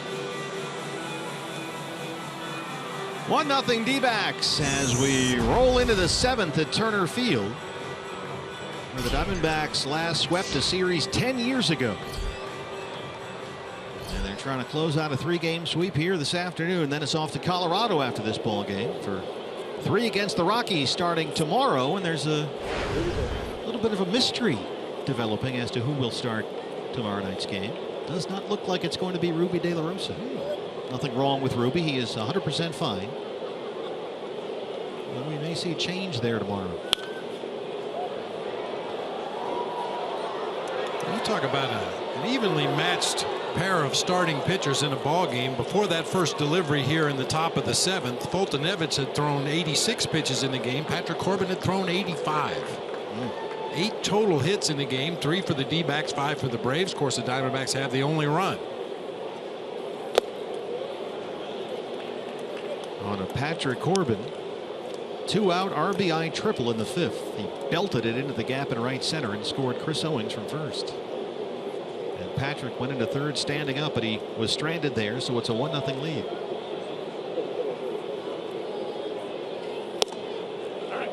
One and 2 on Ricky Weeks Jr. getting the start today in left field.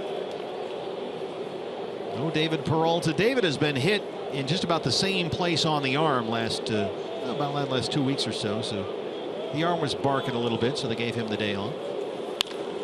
And Ricky shoots this out to Ender Inciarte in the right center field gap. Ender runs it down. Boy, he covers a lot of ground out there. Valley Toyota now. Let's go places. Speaking of that Rockies series, 3 at Coors Field starting tomorrow. TBA will pitch tomorrow. Ruby is just fine. He was supposed to start Monday instead. Everybody gets pushed back. So Ruby goes Tuesday. And Robbie Ray, who was supposed to pitch Tuesday, will pitch Wednesday. And that means Zach Greinke will pitch, if you follow along, the opener of a series against the Giants at Chase Field Thursday. And for the Rockies, we get the same 3 starters we saw at Chase Field. And you know what? They've been as good as anybody we faced this year. Those guys have really done a good job. Chad Wood and Russet and Bettis for Colorado. Brandon Drury singled his last time up. 1 for 2. There's a strike. And he's down 0-2.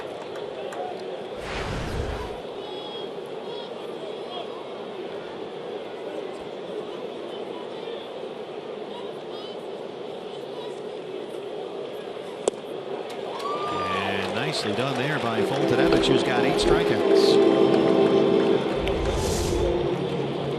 Foltynewicz, as we mentioned early in the show, has the big arm, good fastball with some tailing, sinking action, but starting to incorporate more and more of those breaking pitches. I would say, based on video that has been collected by now on Brandon Drury, why would anybody throw him a fastball unless he absolutely had to? Well, that's a good question. I know I wouldn't. Yeah. Nor would I. Here's Chris Herman getting the start behind the plate today. Shift is on for Herman. Babe Herman.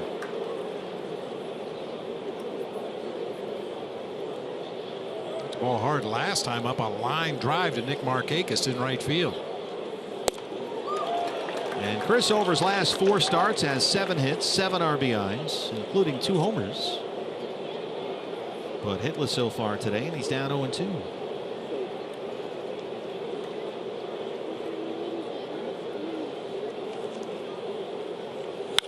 And that one is blasted toward the right field corner. Will it stay fair? And that is gone. A home run for Babe Herman. He did it again. That's his 3rd, and it's 2-0 Diamondbacks. Wow. He's good for a home run every start. That thing was launched. It hit about 3/4 of the way up the foul pole out there in right field. Markakis barely moved from his defensive position. Loud contact for Chris Herman. Yeah. Woo. Watch where this ball ends up. Markakis just takes a couple steps, and then he's going to play the carom off the foul pole way up at the top. Chris Owings.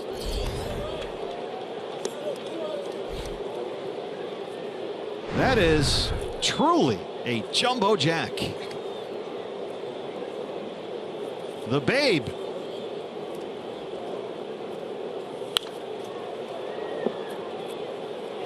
That ball, if that doesn't hit the pole, it's in the upper deck. There's not a lot of places to get cheap home runs in this ballpark. There was nothing cheap about that one, but he hit it right down that right field line. It's 330 at the base of the foul pole. That one hit way up high. Over the mound. Ibar behind the bag. He's got no play, and CO has an infield hit.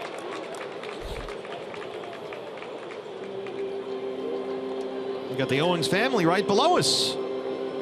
They're here from Gilbert, South Carolina.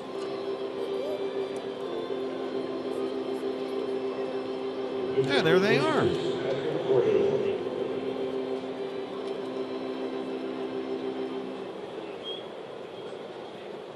Here's Patrick Corbin.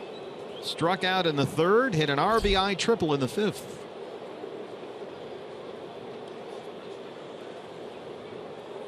And that's 100 pitches for Mike Foltynewicz, 67 strikes. Braves did have Alexi Agondo throwing in the bullpen a little bit, but sat him down as this inning began. Lifts this in the air to Nick Markakis in right field. And that's the end of the inning. We stretch at Turner Field. Chris Herman's homer has made it 2-0 D-backs.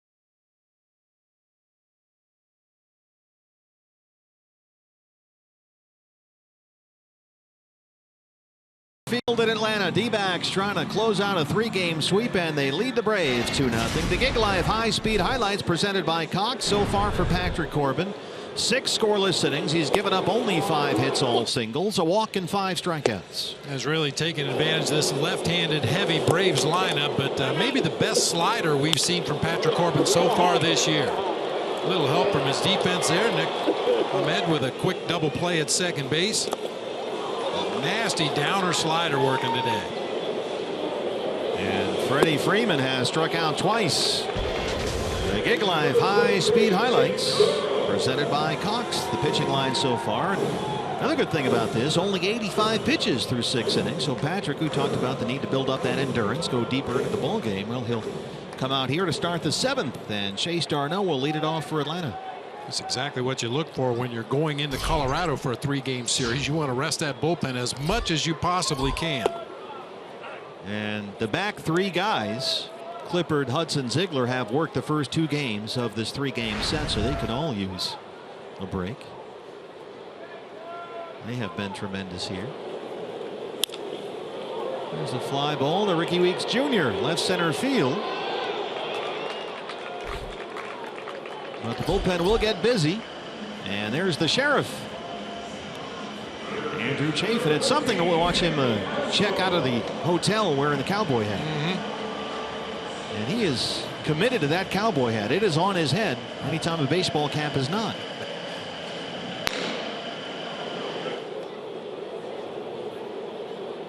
All these nice people in the lobby of the hotel, and there's a lot of mothers, you know, there for Sunday Mother's Day brunch, and everybody's dressed up in their finest, and here comes the sheriff roaming through the lobby with that big cowboy hat. Howdy, ma'am. Exactly.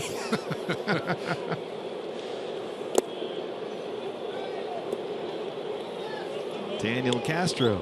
You expect to go out in front of the hotel and see a horse tied up. Yeah, with spurs on and the whole deal. On Mother's Day at the ballpark here in Atlanta.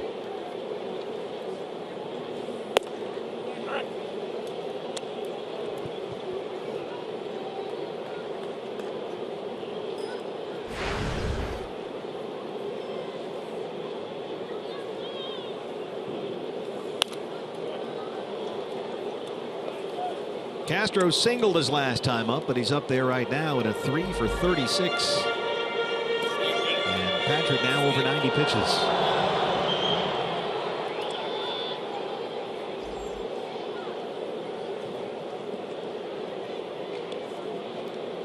Pitcher spot is up next for the Braves. And Tuiasosopo is in the on-deck circle. This is popped up shallow center. Segura roaming out there. And Co comes in from behind and corrals it at the last possible moment for the second out. Narrowly avoiding a collision out there. Segura going out. He can't take his eye off the ball. Tough sun conditions here. We talked about the wind blowing across from left to right. You don't want to take your eye off the ball until you hear that center fielder call you off. And Chris waited till the last instant. So Mike Foltynewicz's day will end right here. With 2 outs in the 7th, they will send Matt Tuiasosopo up to face Corbin. Tuiasosopo struck out as a pinch hitter in Friday's series opener. Mike Butcher a word now as Andrew Chafin continues to throw in the Diamondback bullpen. Corbin at 92 pitches, 59 strikes. Alexi Ogando set to go for the Braves. Diamondbacks in the top of the 8th will have Ahmed Segura Lamb 9-1-2.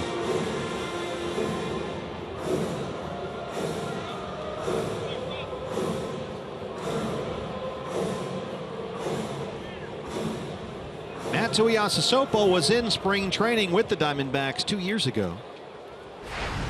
He was waived near the end of that spring training camp, picked up by Toronto. Now he's here in Atlanta. He's had only 2 big league at bats all year.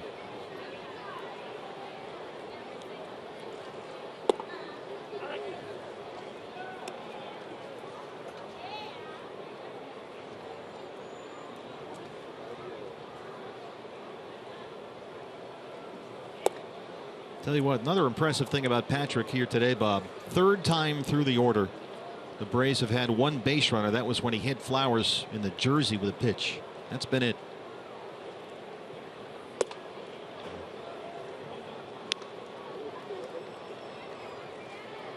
Braves' last hit was a Castro single in the 5th.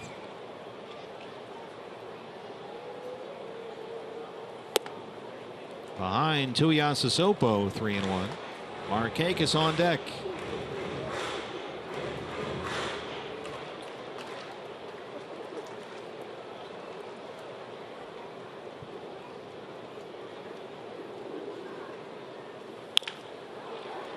On a hop to Ahmed. Patrick Corbin is through 7, holding a 2-0 shutout.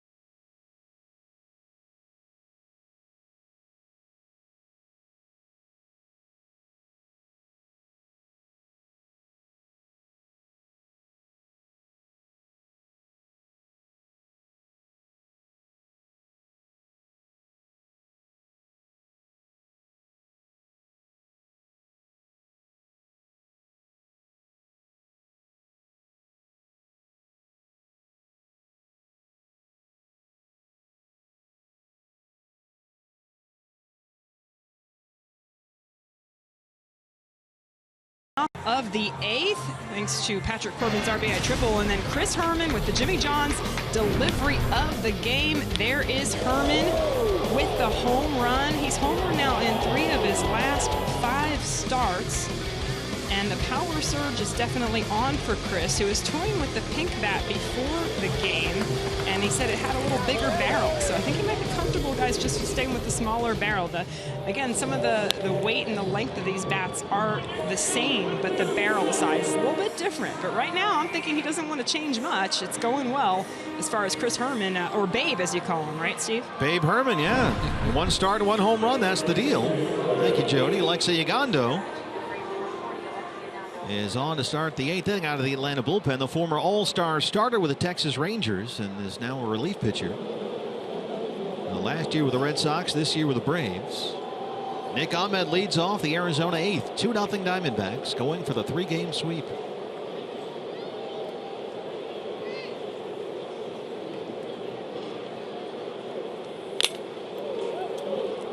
We saw Ogando in Friday's series opener. He had a rough 8th inning.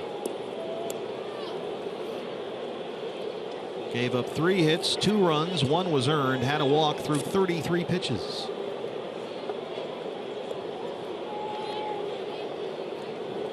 And the command has been a bit of an issue for Ogando as of late. He's walked 7 in his last 5 games.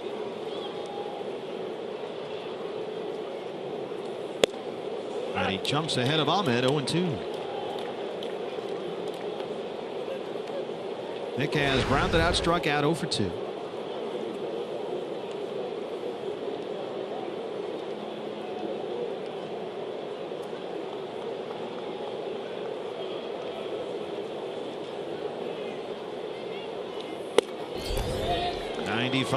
Strikes him out, 1 down. You can see Tyler Flowers sitting up high behind the plate, gave the high target to Ogando, and up there above the belt, Nick comes up empty. Gene Segura, who is 0 for 3, so he's got 1 streak on the line. He's reached base safely in 14 straight games, the longest streak of his career. But so far, a fly ball out, couple of groundouts.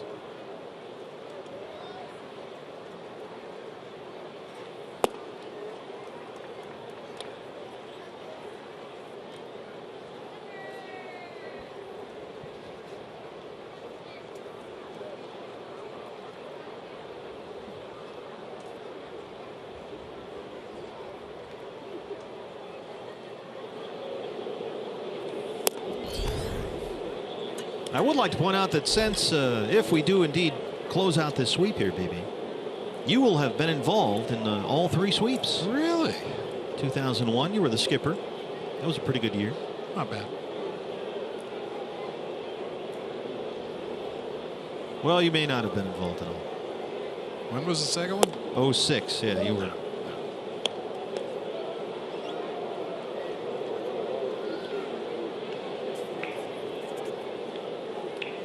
Well, you're making up for it this time.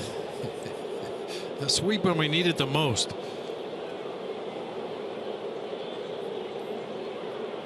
Three and 0.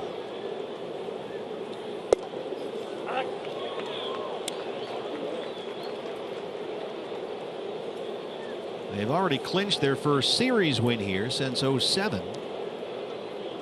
This would be the 3rd sweep at Turner Field, 01 and 06.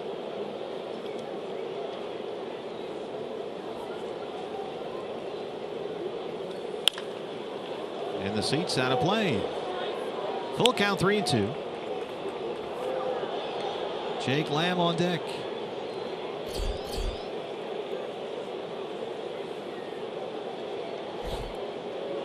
And just like in the previous 2 ball games, the top of the Atlanta order will lead off the bottom of the 8th inning. Markakis, Inciarte, Freeman.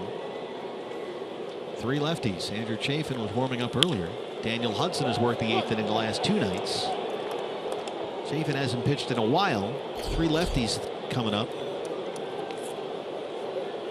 Let's see what he'll do here. He come to you from Coors Field for 3 games starting tomorrow. 3 against those Rockies.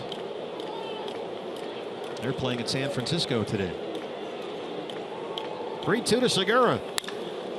This is in the air, right center field. Inciarte running, and he will not get there. It bounces off the wall. Segura's on base again, and he strolls into second with his 6th double.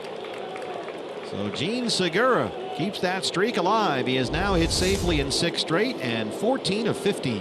Or just about any other ballpark in Major League Baseball, this is a home run. He absolutely clubs this ball to that deep gap out there in right center. You see the 390 mark up against the wall. Segura just chugs into second base, driving that bus. He has reached base now in 15 straight games. So a 1-out base runner for Jake Lamb, who was 1 for 3. He singled back in the first.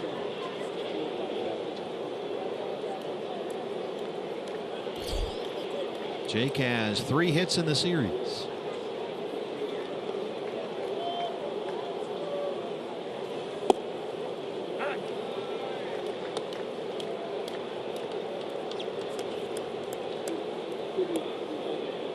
And just like in the first 2 games here, the Diamondbacks have a chance to pad a late lead. They got 1 in the 8th, 2 in the 9th on Friday. Got 1 in the 9th inning last night. Carves that one foul.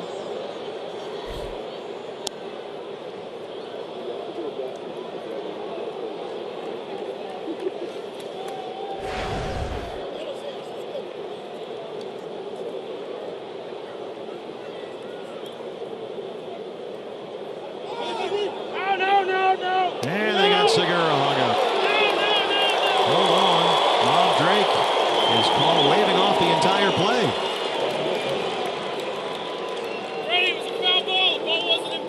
The ball was not in play. It was a foul ball. That's what he's telling Freddie Gonzalez. Time was called, and that's it. So Segura goes back to second. You see him just walking off the bag out there at second as Ogando was standing with his head down. Thought he could sneak in there to third base. Fortunately for the D-backs, time had been called at home plate.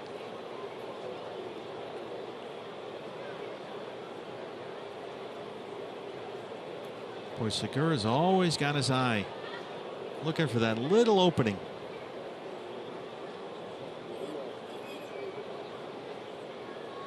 Oh, 2 on Jake Lamb.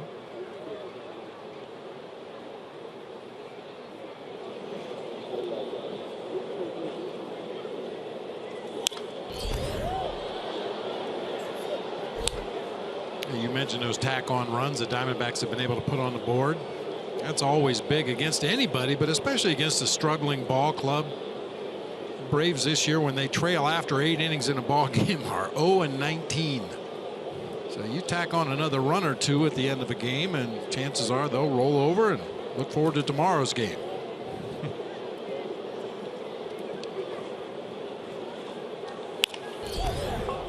A little looper out to left field. It drops in front. Here comes Segura. There's another insurance run for the Diamondbacks. It's an RBI single for Jake Lamb, and it's 3-0. Jake 2 for 4.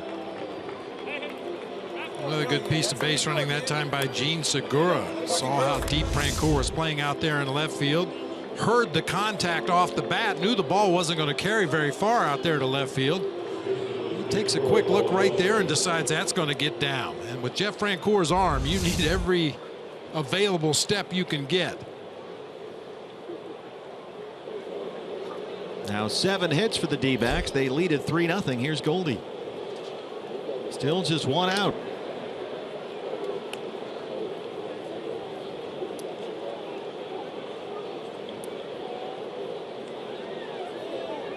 Goldie today 0 for 3. He has popped up and struck out twice.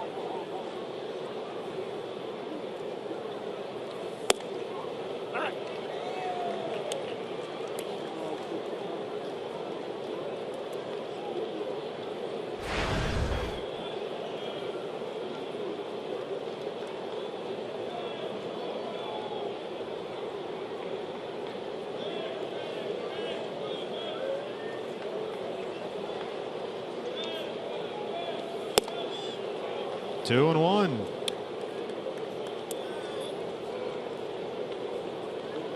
Paul has 1 hit in the series. He singled in Friday's series opener.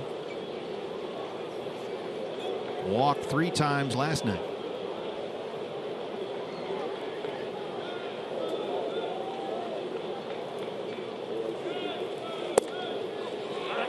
Thought about that one. Held up, and it's 2-2.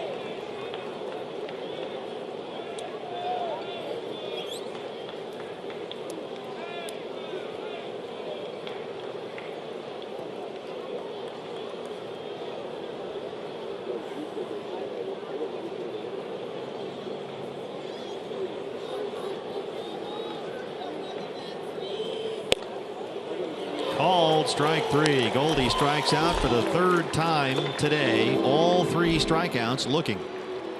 Boy, and this one is just a center cut fastball.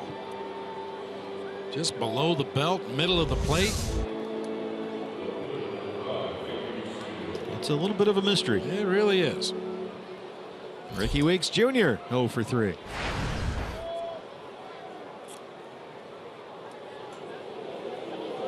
You know, and we would like to give an answer. It's because of this or it's because of that. But, you know, you just don't get anything from Goldie. You don't get anything from the coaches. We'll never find out if there's anything wrong with him. Could be just a mental thing. Occasionally hitters get in a little bit of a funk where they're looking for the perfect pitch to hit and don't swing at anything else. But we do know that at some point he's going to hit one 9 miles and it's all going to fall back into place for him. You can bet the ranch.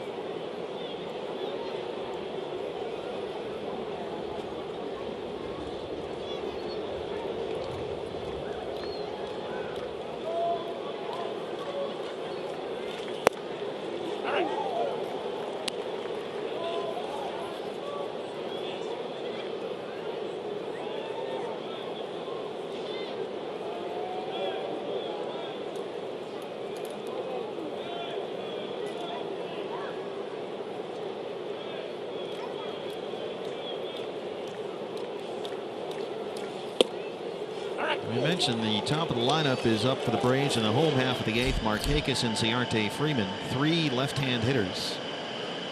And there's Garvin Alston on the right watching the left-handed Andrew Chafin continue to warm up. So it looks like Chafin will come in for the home half of the 8th inning. Daniel Hudson has pitched the 8th the last 2 nights here and done an excellent job as always.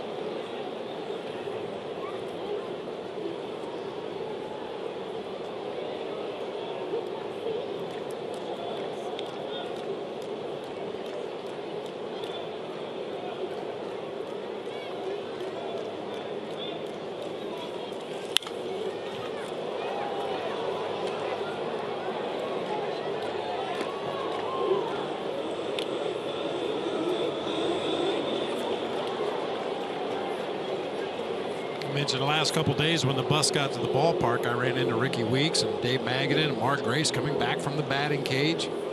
And sometimes when you're not an everyday player, your game is at 3 o'clock in the afternoon or 10 o'clock in the morning before a day game. That's when you really go out there and put in your work, get ready for that possibility of one pinch hit at bat later in the game.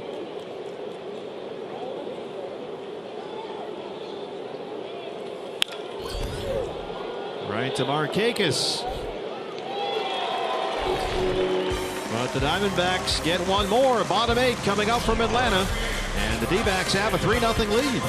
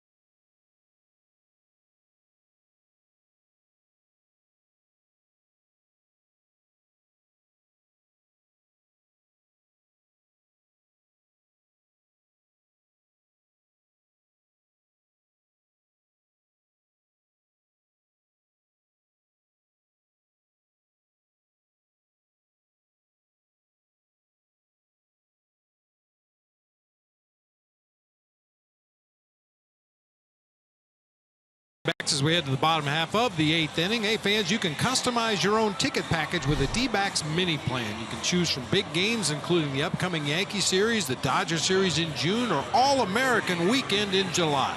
Join the evolution this season. Buy tickets now at dbacks.com. And it's 3-0 Diamondbacks as we start the bottom of the 8th inning. Defensive changes in the outfield. David Peralta comes in. He replaces Brandon Drury in right field. Brandon moves out to left, replacing Ricky Weeks. And the new pitcher for the Diamondbacks, your Arizona Federal Credit Union pitching change, is the left-hander Andrew Chafin, the sheriff. 15 appearances. He's worked 10 2/3 innings, 13 strikeouts, and he's rested. He has not pitched since Wednesday against the Marlins. Nice little break for Andrew Chafin, a guy that Chip Hale and Mike Butcher are going to lean on heavily this season. Anytime you can get a chance to give him 2 or 3 days in a row off out of that bullpen, it's only going to make him stronger when he gets back in there. He's got the 3 best Braves hitters coming up, all left-handers: Markakis, Inciarte, Freeman. And Markakis so far 1 for 3, a single in the 3rd.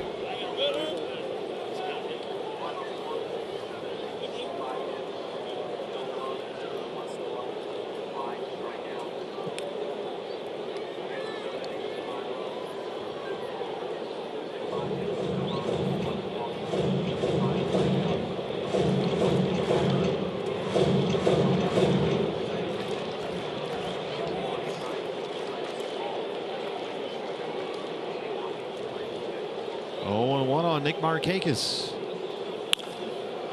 This is lifted in the air along the left field line. Jake Lamb, Nick Ahmed giving chase, and Nick can't quite get it. It drops in fair territory, and Markakis is aboard.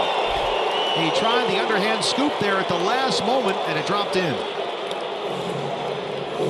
That's a single for Markakis. Yeah, long run, tough play, looking right back up into the afternoon sun. Tried to make that basket catch right at the tail end of the play right there, and just couldn't come up with it. The ball lands in fair territory, and Markakis caught spectating over there, only on first base. Brings up Ender Inciarte. Ender 0 for 3. He has struck out twice.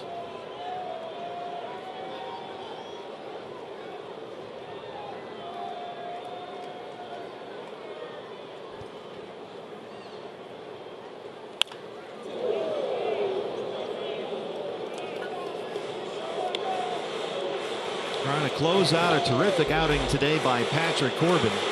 Patrick went 7 scoreless innings, gave up just 5 hits, a walk and 5 strikeouts. He threw 97 pitches.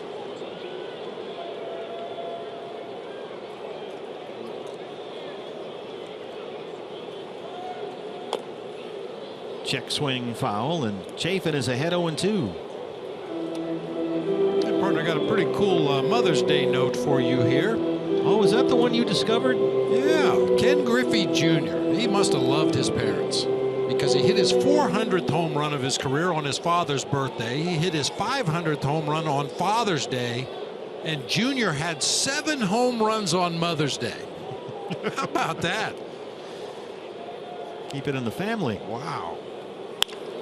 That's a base hit for Inciarte. It drops into left center. Drury over to cut it off. Markakis on the run. He'll head for third, and he's in there. And with Freddie Freeman coming up, the Braves will have the time run at the plate, and nobody out here in the 8th.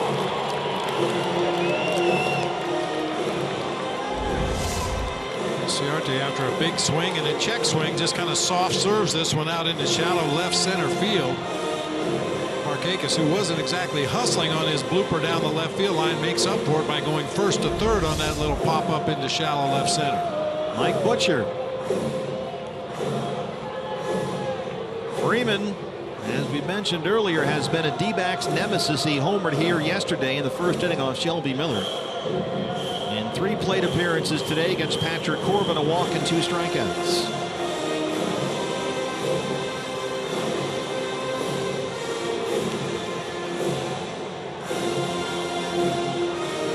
D-backs bullpen will get busy again. The rookie lefty Zach Curtis is up and throwing. So here's Freeman. Markakis is at third. Inciarte at first. Nobody out. And suddenly it's a ball game again.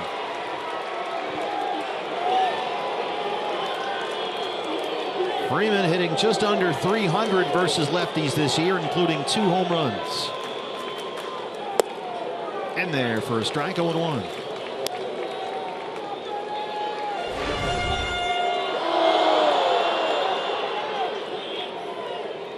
Hitless today. He's got a 15-game hitting streak against the Diamondbacks.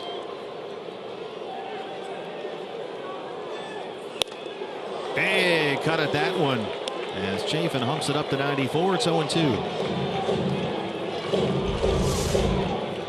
Power against power right here. Belt high fastball, middle of the plate, just blew it right by Freddie Freeman.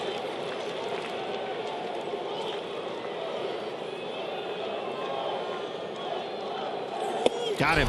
Big time strikeout there for Andrew Chafin. The sheriff is in town, 1 down. No messing around whatsoever. 3 fastballs in the low to mid 90s right there. That was pretty impressive. It sure was. He just blew it by. Here it is, Freddie. Take a cut. Tyler Flowers.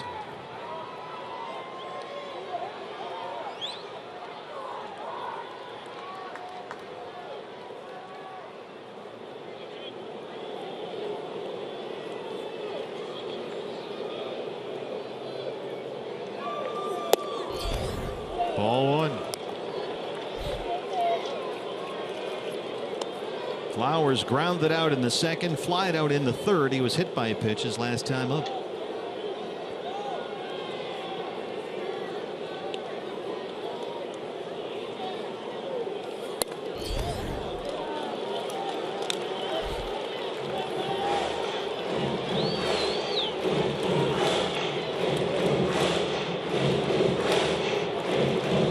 I don't imagine this is the fun part of the game for the skipper. You're rolling along 3-0, thinking about a sweep, the plane ride, the whole thing, suddenly tying run at the plate. And so many variables in this game. You know, you think you have everything under control. You got your pitching lined up the way you like it. 3-run lead in the ball game, but we've seen a lot of crazy things happen already this season. More than Chip would like to admit. 2 balls, no strikes on Tyler Flowers. 3-0 now. Jeff Francoeur on deck.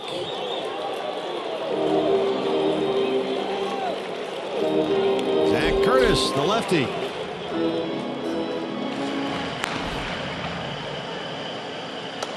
From A ball right to the big leagues.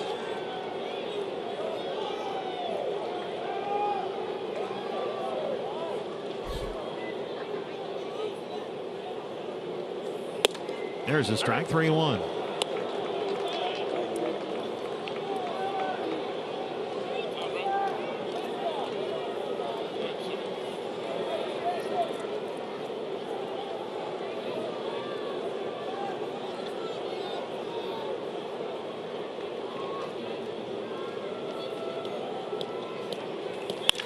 Base hit.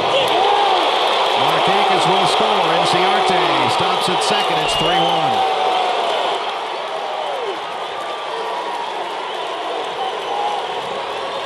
Three singles in 4 batters against Andrew Chafin. Inside part of the plate fastball that time to Flowers. He had trouble catching up to the Patrick Corbin fastball up in the zone, but that went down a little bit inside and took it right back up the middle of the field. And Chip Hale's going to take the baseball here. So it's a 3-1 ball game. Braves have the tying runs on base with 1 out in the 8th. Back after this.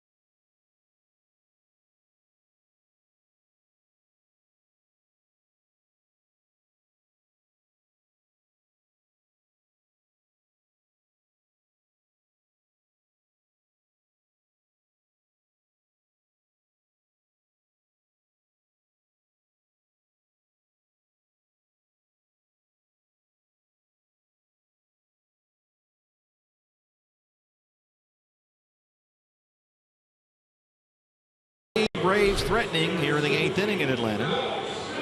And fans, D-back season ticket holders can take advantage of a lot of perks this year, including the ability to exchange unused tickets. If you can't make it to an upcoming game, you can exchange that ticket for another game, or you could even upgrade your ticket. Learn more about becoming a Diamondbacks season ticket holder. dbacks.com/advantage. Suddenly it's a ball game again, and Jake Barrett, the right-hander, comes out of the Diamondback bullpen. 10 appearances this year, a 3.27 ERA. He has not pitched since Wednesday's game at Miami. Yeah, he really had to make a change here with Jeff Francoeur at the plate. As you mentioned earlier in the ball game, he's made a career out of beating up on left-handed pitching. So Jake Barrett, the man called upon to try to stop this Braves rally. And Malik Smith, the speedster, will run for Tyler Flowers down at first. He is the tying run. So it's Inciarte at second, Smith at first, 1 out, and it's Jeff Francoeur, the hitter. And there's a strike 0-1.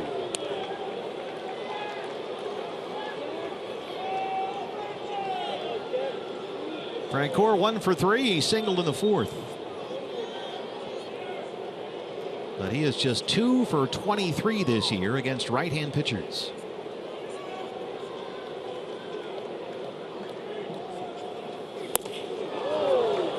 That's one reason why. Kryptonite. That slider starts on the outer third of the plate and sweeps out of the zone.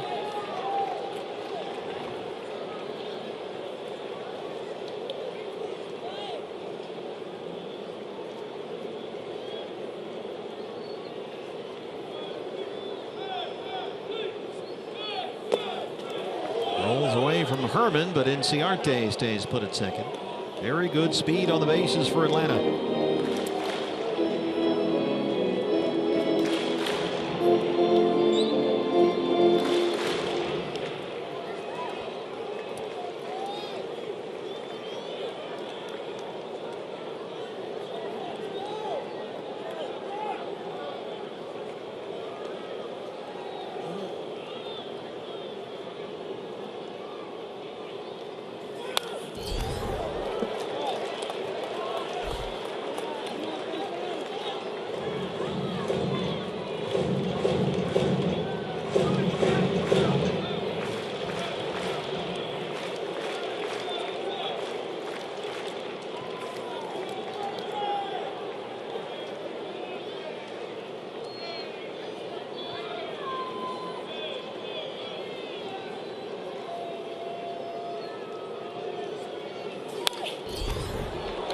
He's hanging in.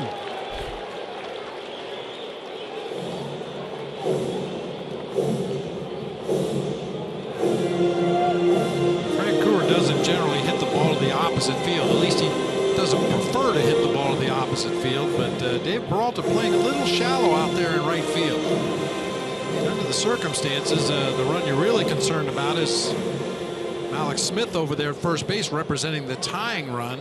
And if Francoeur would happen to hit a ball that direction, get it over the head of David Peralta or past him in right field, Smith would have a real good chance of scoring from first base. Smith can absolutely fly down there at first.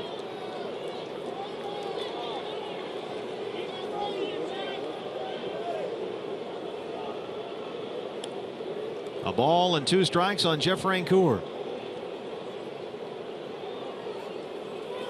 That one is down the left field line. It's a fair ball. Inciarte will score. Smith is going to be waved home by Bo Porter. The relay is over the head of Ahmed, and the game is tied. It's a 2-run double for Jeff Francoeur, and it's 3-3. I really think the D-backs may have had an opportunity there. Brandon Drury can hit Nick Ahmed with this cutoff throw. He just airmails it over the head of the D-back shortstop, and by the time it rolled back into the infield to Jake Lamb, it was too late. There's Malik Smith just streaking around second, hits third, no hesitation by Bo Porter, waving him all the way. So a 3-run Atlanta eighth has tied it up. They have the go-ahead run at second, 1 out, and here's Eric Aybar. Mike Butcher now.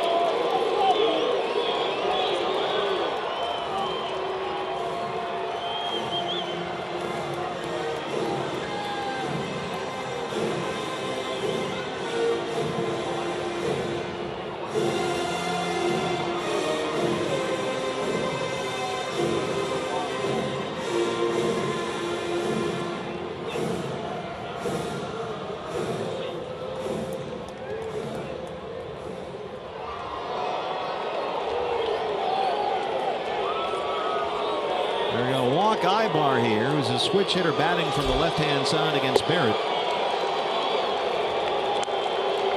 And they'll work to Chase Darno, who's on deck.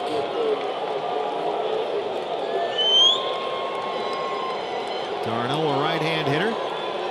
That'll give you the possibility of a double play ball on that side of the infield.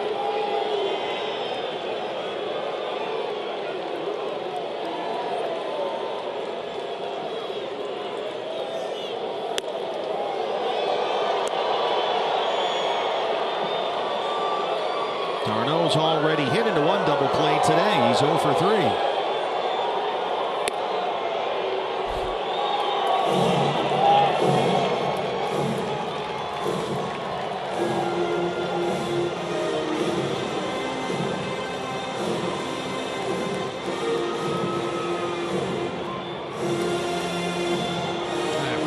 Base hit down in the left field corner, came on a slider. Unfortunately, it just kind of hung up over the inside part of the plate. If he throws that same pitch on the outer third, he probably gets the swing and a miss he was looking for, but made a mistake all the way across the plate that time. So Francoeur at second, Imar at first. Still just one out. Here's Chase Darno.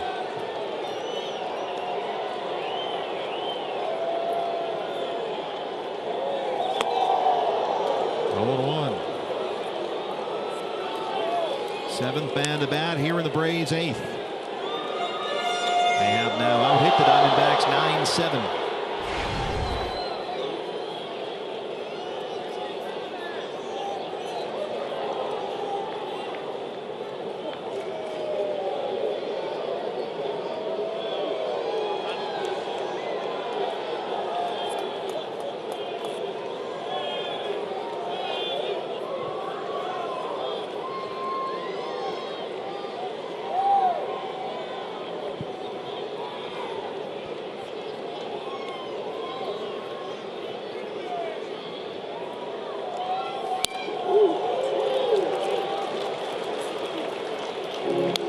Sailed away from Jake, and it's 1-1.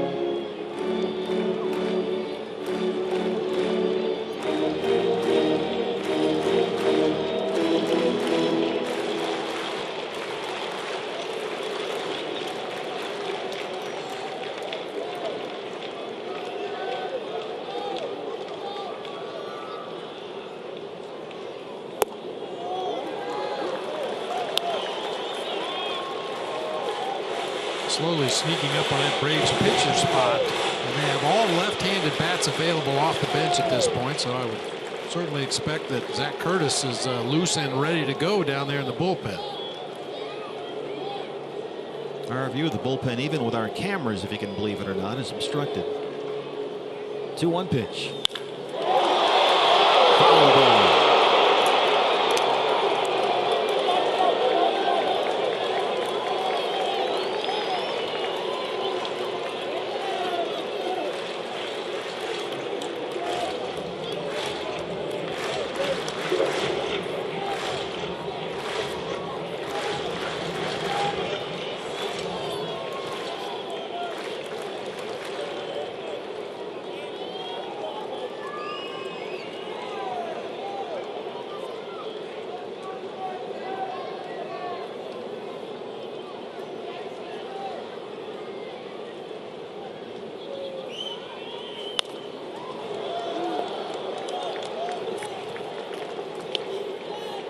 Jake has thrown some good sliders early in this sequence, but as he gets deeper into the count, he's left a couple up over that inside part of the plate. Fortunately, that time Darno fouled it straight back. 2-2.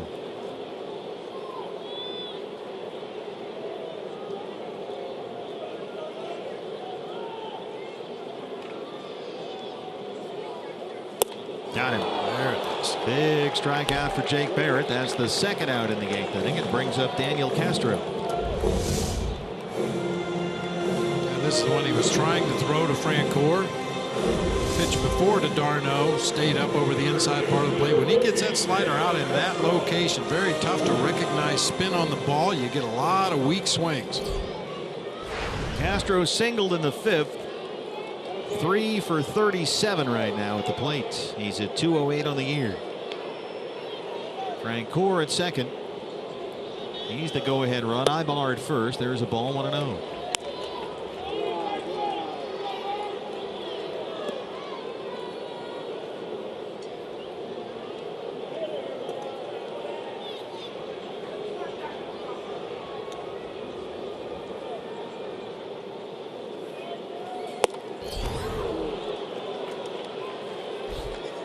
Not that Freddie Gonzalez has a lot of great options available off the bench, but I did mention he's got 3 left-handed hitters available. Kind of surprised he's letting Castro take this at bat right here with the potential go-ahead run in scoring position. He's already burned Tuiasosopo. A.J. Pierzynski is out in the on-deck circle for the Braves. 1-1 to Castro. Lifts it in the air, very short right field. Peralta coming in, looking up into that sun, and he's got it. The Braves strand 2, but they get 3. We will head to the 9th. It's now a tie ball game, 3-3.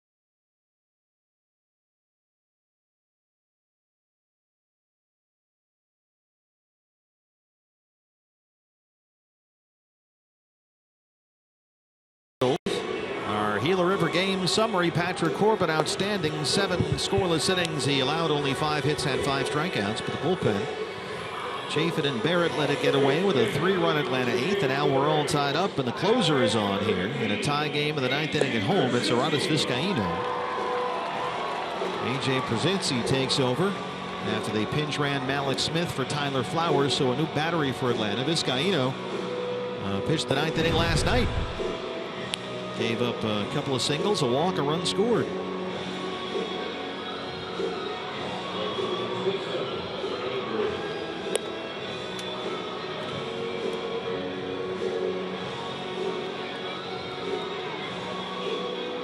Brandon Drury, Chris Herman, Chris Owings do up 5, 6, and 7 for the Diamondbacks. And Brandon so far 1 for 3. He singled in the 5th. He has struck out twice.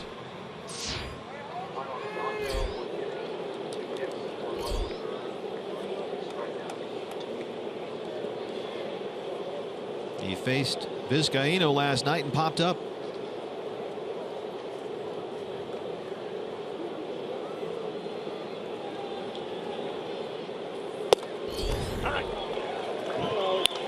That's a nasty pitch.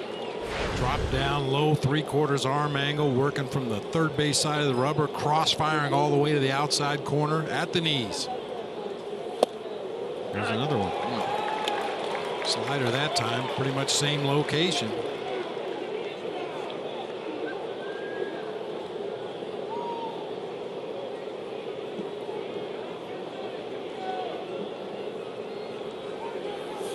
Out over the head.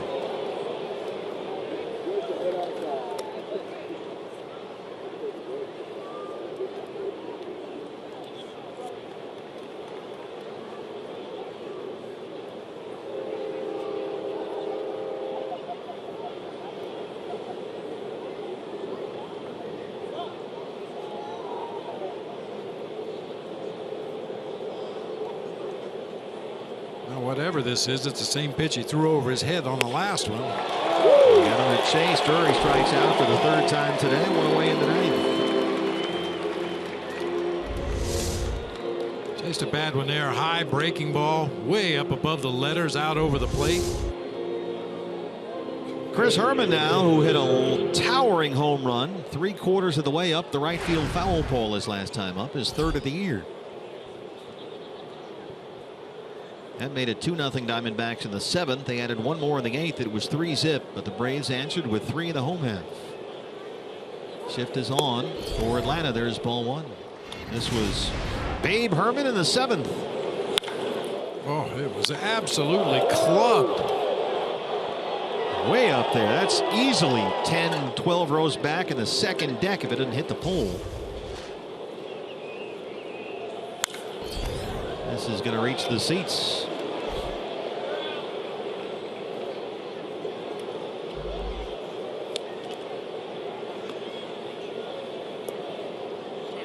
Well, that's been a huge boost for Chip Hale as well. We know he wants to try to give Wellington Castillo some regular rest from time to time this season, depending on the opposing pitcher and the matchup numbers.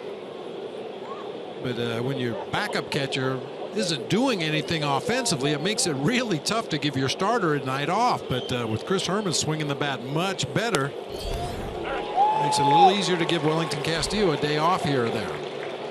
Yeah, counting today, Chris in his last 5 starts has 3 home runs and 8 RBIs.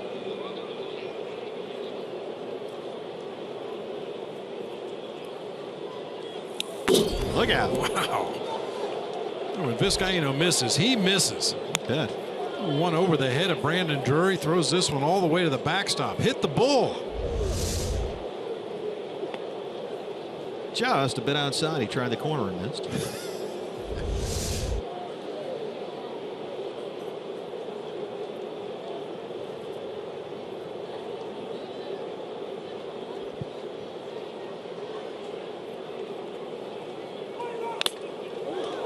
Clank.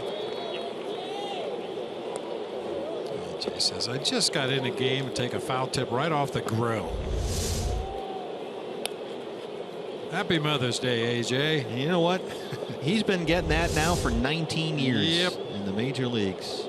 He'll be 40 at the end of this year. How about those shades he's got? 2-2. Yes, Herman wins, says Sam Holbrook. 2nd strikeout for Vizcaino.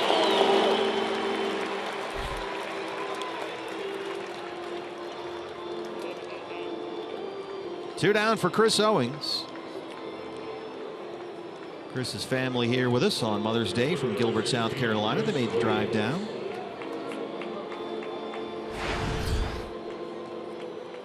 Co has a single. He has scored a run.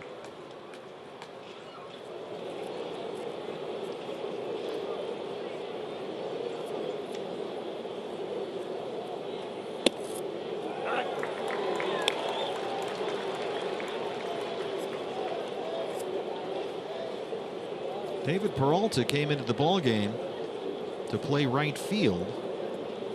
He was inserted, at least we were told, into the 8th spot, which was the pitcher's spot. That's up next, but Phil Gosselin is out of the on-deck circle. Should Owings reach?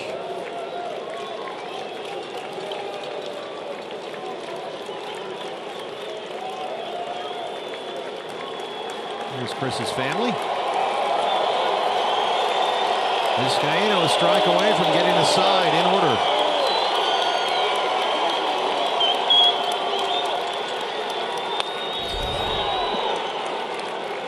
Yeah, we're not sure if they got the change wrong and whether David Peralta is indeed the on-deck hitter, and maybe they're going to pinch hit for David, or maybe they got the lineup change wrong and that still is the pitcher spot. We're not quite sure.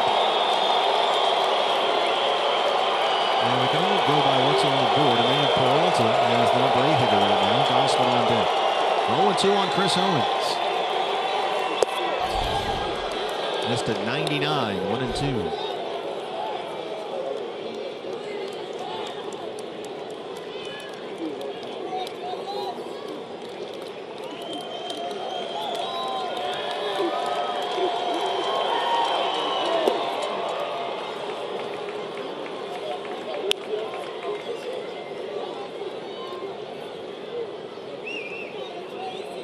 Chris drafted out of Gilbert High School in South Carolina by the Diamondbacks, a first-round pick back in '09.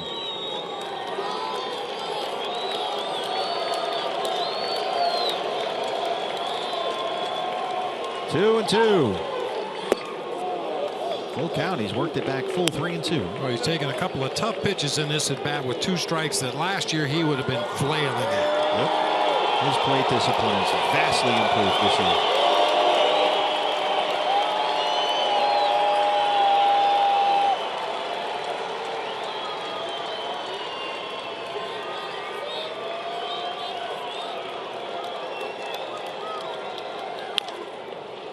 Ibar has to charge this one. Oh, it's Castro from third, and they got no play. Another base hit for Chris Owings.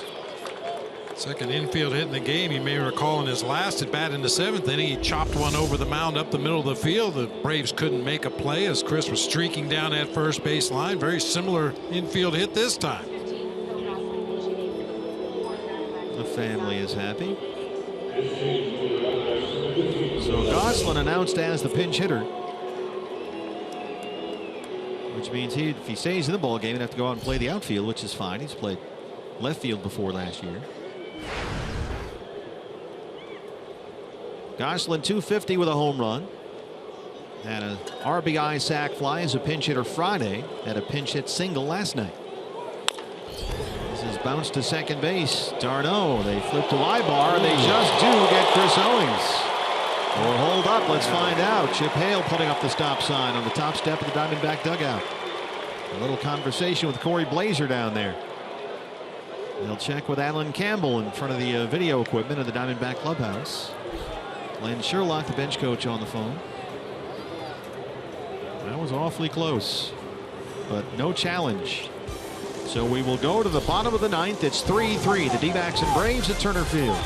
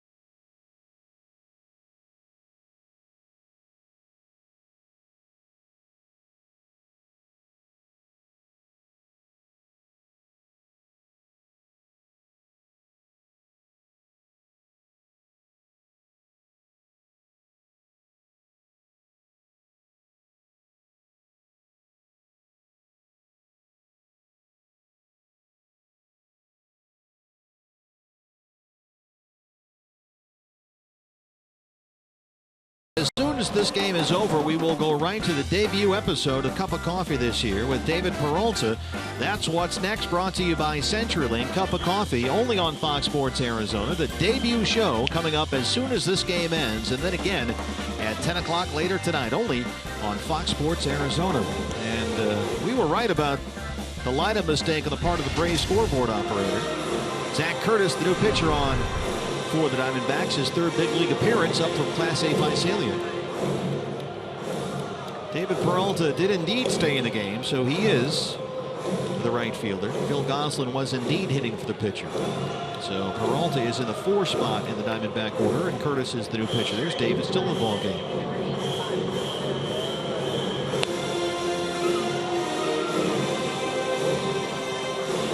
Streak of 5 straight left-handed hitters coming up, with Przinsky hitting in the 9 spot, and then you've got Markakis, Inciarte, Freeman, and then the pitcher spot, and it'll have to be a left-handed pinch hitter because that's all Freddie Gonzalez has left.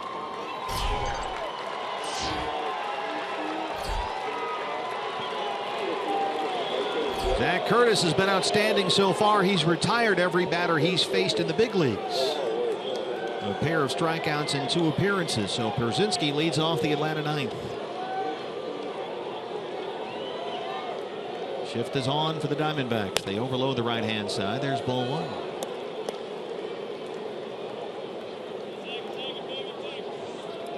A.J. Pierzynski, 203, 6 RBIs. Hitless in the series. He's 0 for 6. And 4 for his last 30 at the plate. This is a bouncing ball. Segura's on it. Can he make the play? Gene Segura, the shift is on. And they retire Pierzynski. That's a 4-3 putout, 1 down. Well, that's just straight robbery right there. You see Gene Segura at the top of your screen there on a dead sprint, not only going to his left, but going back into right field. Makes the diving play and the strong throw on to first. What a play. Markakis 2 for 4, a pair of singles. He got that Braves 3-run rally started in the 8th inning that tied the ball game.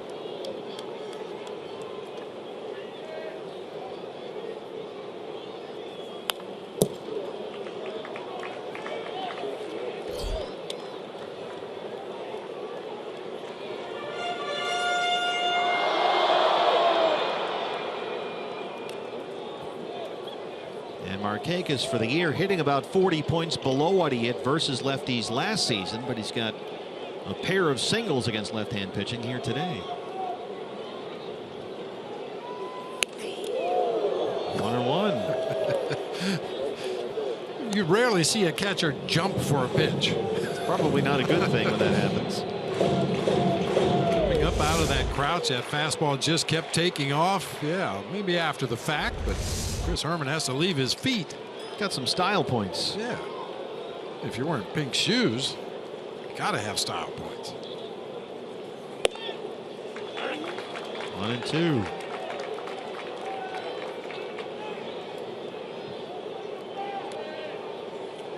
Here's Zach's wife on the right there, here from Tennessee, and his little boy in the yellow shirt.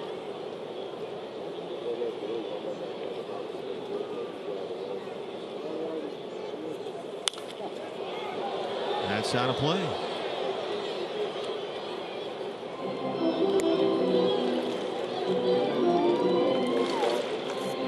Zach Curtis has done a terrific job so far. Just called up from Class A Visalia, straight from A-ball to the big leagues, 23-year-old lefty. Out of Hendersonville, Tennessee. Pitched at Middle Tennessee State. He's a Blue Raider. 6th round pick by the D-backs 2 years ago.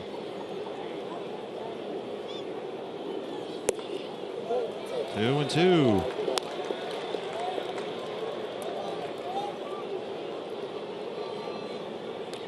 Zach, in a little over 2 seasons as a pro, is averaging nearly 14 strikeouts for every 9 innings pitched.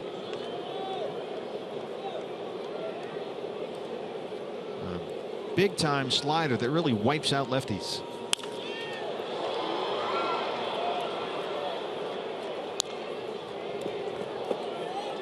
Well, he's going to get a chance to use it, as I mentioned. All lefties here. First 5 hitters in this inning. Hopefully he'll only see 3 of them.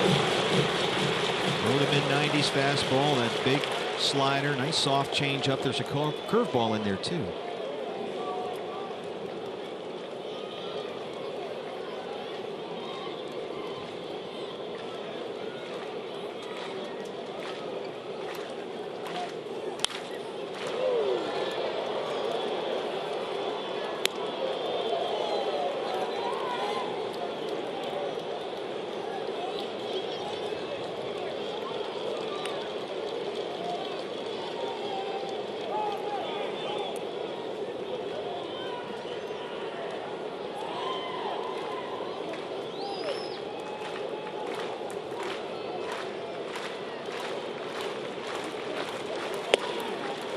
Inside, and it's a full count, 3-2.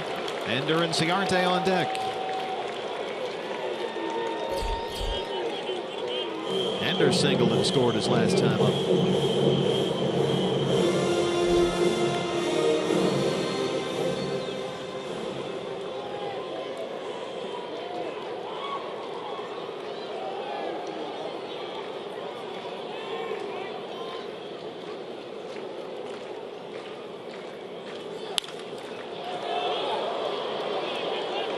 Markakis is a tough out. It's going to take at least 10 pitches to get him out here. Grinding.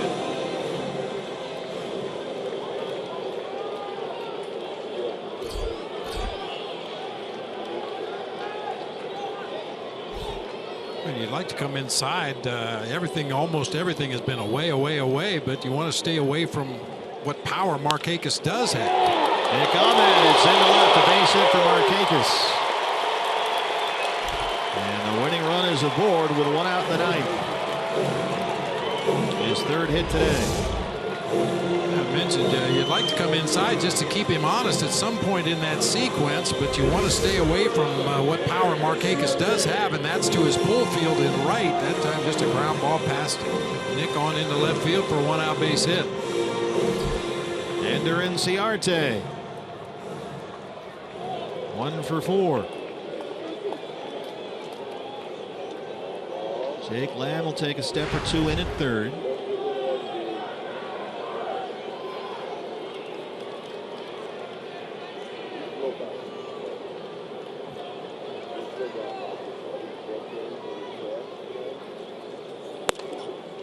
Strike 1.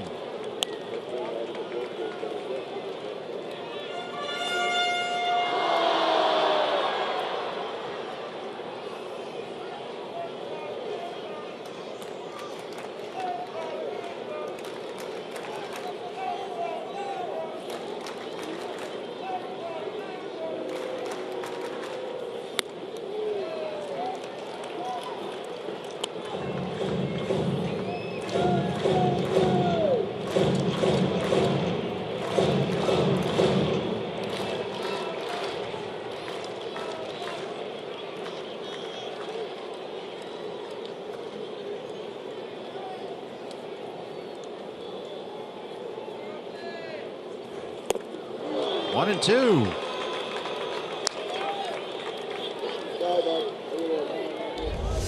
Fooled badly on this breaking ball. That's that hard slider you were talking about. Tough pitch for a left-hand hitter.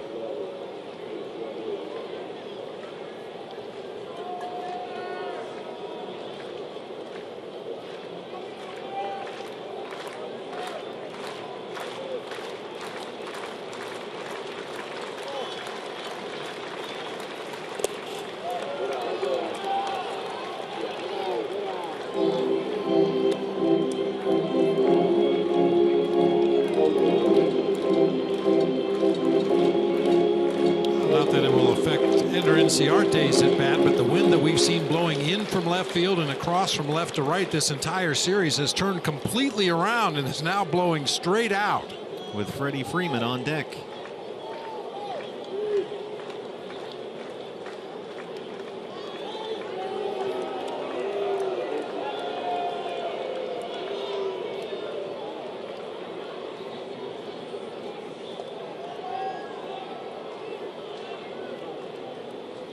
Goes without saying you'd love to get a double play ball right here and leave Freddie Freeman in that on deck circle. 2-2. Big strikeout for Zach Curtis. 2 down. He's got one more big out to get.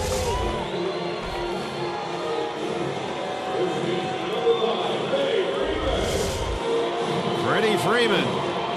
He has walked and struck out 3 times.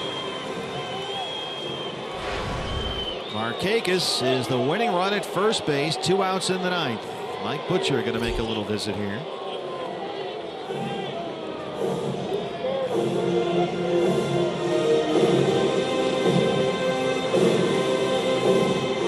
And Freeman may be hitless in this ball game, but he is their hottest hitter. He's hit safely in 5 straight, 10 of his last 11, and over that span is hitting .425. So this will be the biggest challenge of Zach Curtis's young major league career right now. There's his wife and young son here with us from Tennessee.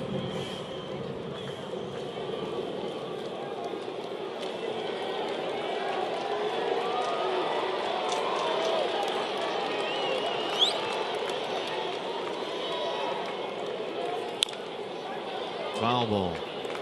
We'd really like to be able to swing Goldie around behind Nick Markakis down there at first base, give himself a little more range, plug that hole between first and second. But you got to make sure Markakis doesn't get too big a jump over there at first base in the event Freeman happens to hit an extra base hit.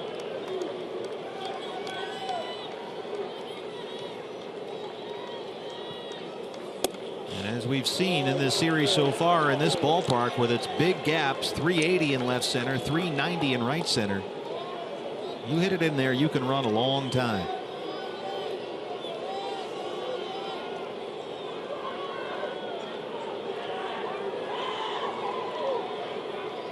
One pitch.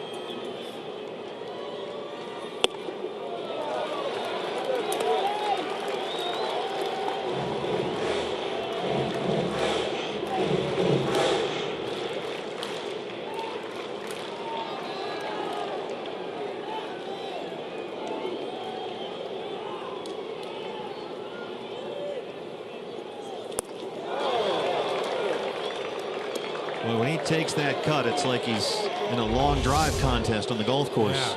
Yeah, good pitch right there too. A slider behind in the count. Freeman sitting on a fastball, and Curtis refused to give in to him. 2 balls, 2 strikes, 2 outs. Oh, missed inside. It's a full count, 3-2.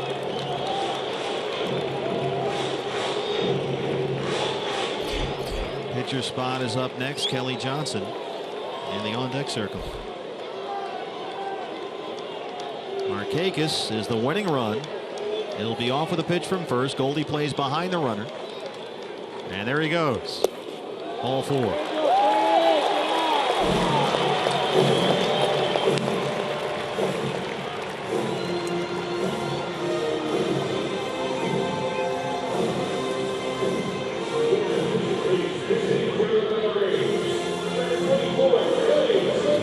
Another left-hand hitter, as Bob mentioned, nothing but lefties back there for Freddie Gonzalez. It's Kelly Johnson with the winning run at second and 2 outs. Johnson, the former Diamondback, hitting 200 on the year.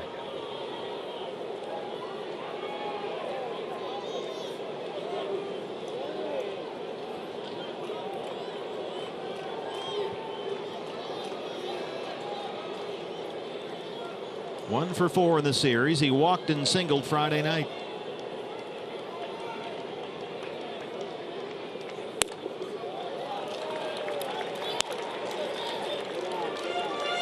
Kelly Johnson only 8 at-bats all season versus left-hand pitchers. But for his career, he's actually hit lefties a lot better than righties, about 30 points better, in fact.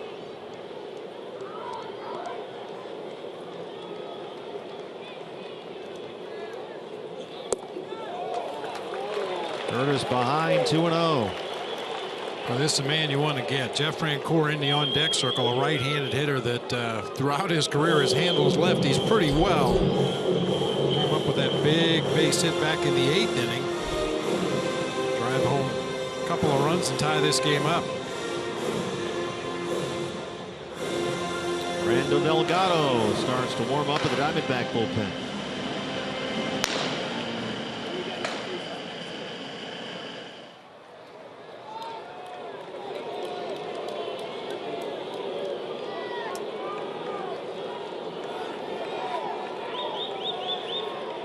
The 2-0 to Kelly Johnson.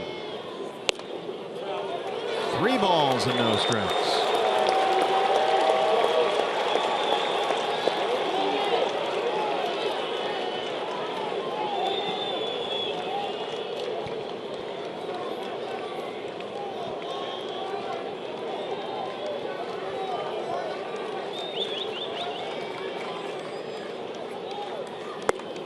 There's a strike, 3-1.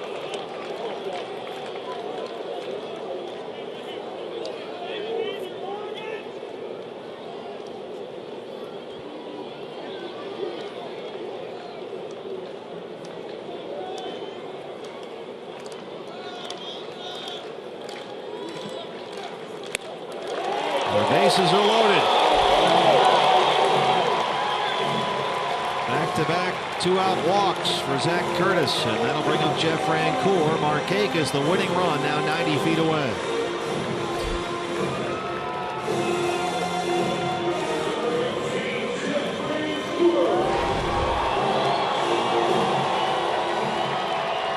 Nothing from the Diamondback dugout. They've had the right-hander Delgado warming up. Not sure for how long exactly, and here comes Chip Hale.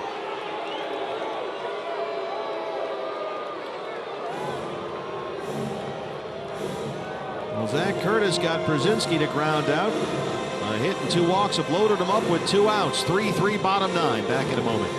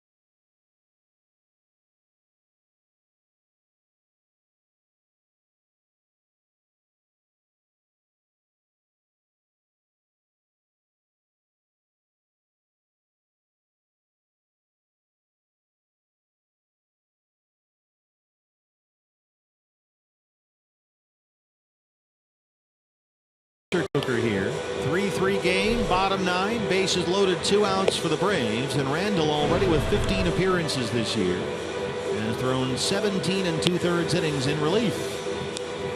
A 6.62 ERA. He threw only 5 pitches to get his man in his last appearance. That was Thursday at Marlins Park. Braves have him loaded with 2 down. The only run that matters, Dick Markakis standing at third.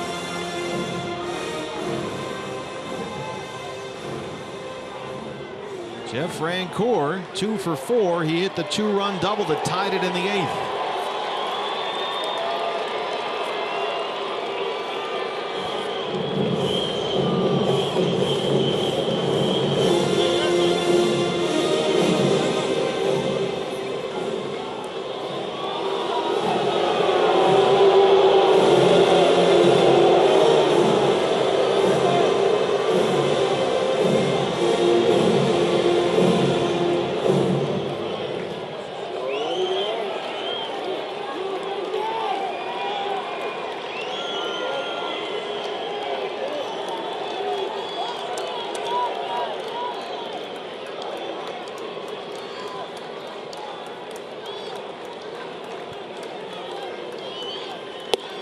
Strike 1.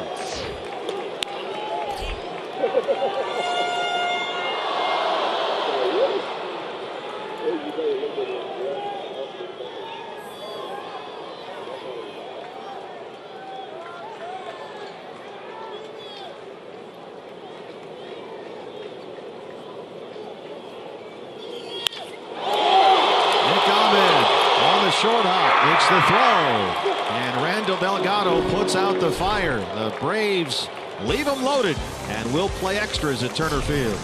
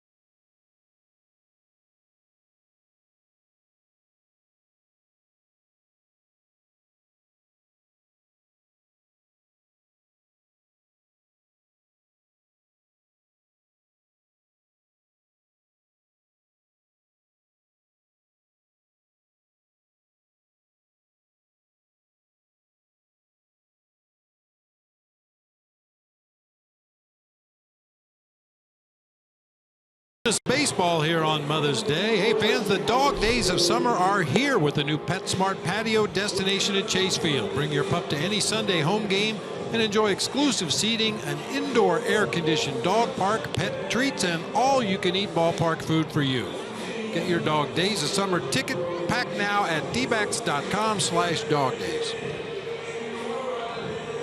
We head to the 10th, and the new pitcher for the Braves. We saw him last night, the veteran right-hander Jason Grilli, who threw 24 pitches in the 8th inning. Gave up a couple of hits, singles to Drury and Gosselin. And he'll face Ahmed Segura Lamb, 9-1-2 in the Arizona 10th. D-backs had a 3-0 lead in the 8th inning.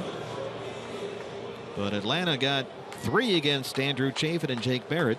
Randall Delgado left them loaded in the bottom of the 9th, and here we are, top 10. Ahmed 0 for 3. He has struck out twice.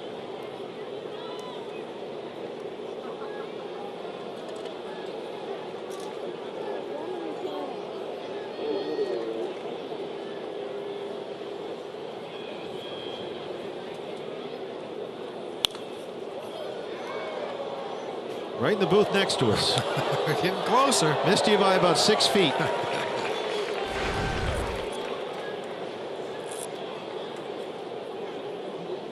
Richard Saenz just made a tremendous play.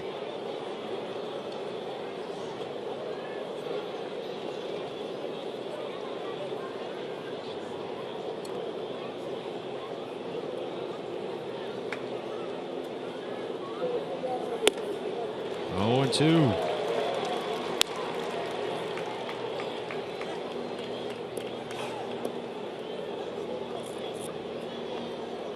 Nick really needs to lay off those high pitches. He takes such a long stride. A lot of times the barrel of the bat drops down underneath the baseball, especially when you chase those high pitches.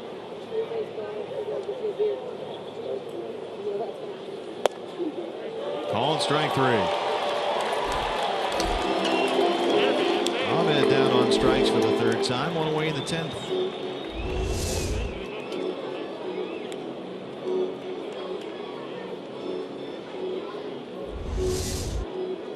Gene Segura doubled and scored his last time up. He's 1 for 4. Now with a 6-game hitting streak.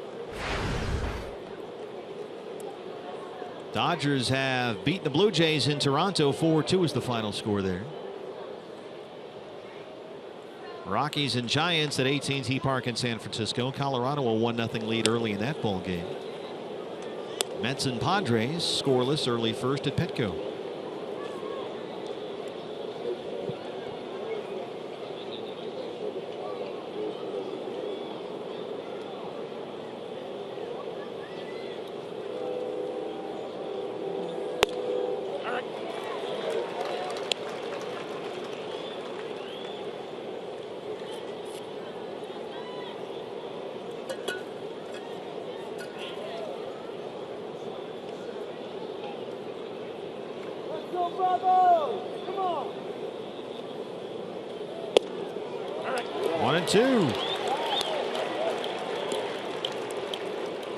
The thing about this ballpark too, we've talked throughout this 3-game series how big it plays, deep gaps. You really got to step on it to get it out of here unless you're Chris Herman.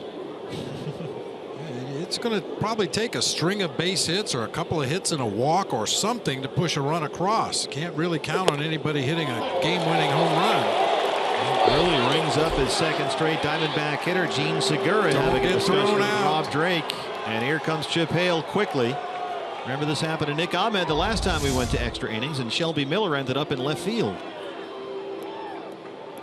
You don't gotta love the Drake on that one. No. Hate the Drake. Told you the Drake was bad. Jake Lamb, RBI single his last time up. He's 2 for 4. Jake can get it up into that wind that's blowing out to right center. Fingers crossed. Shift is on. There's the strike 0-1.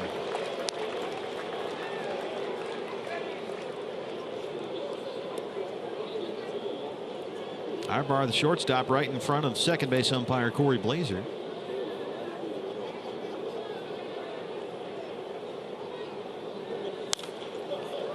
And the seats out of play, 0-2.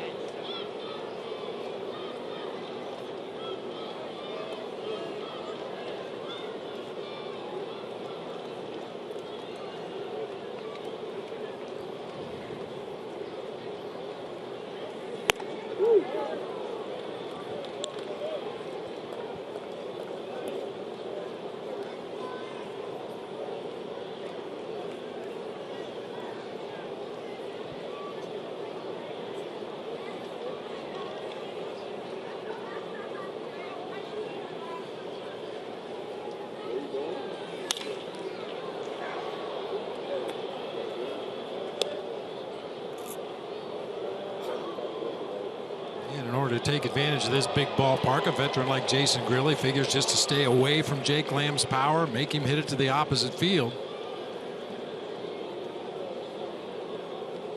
Of course, we've seen Jake drive some balls out that way lately. Yeah, he's had a great left center field approach. It went out there, in fact, in the first inning last night. 1-2 pitch.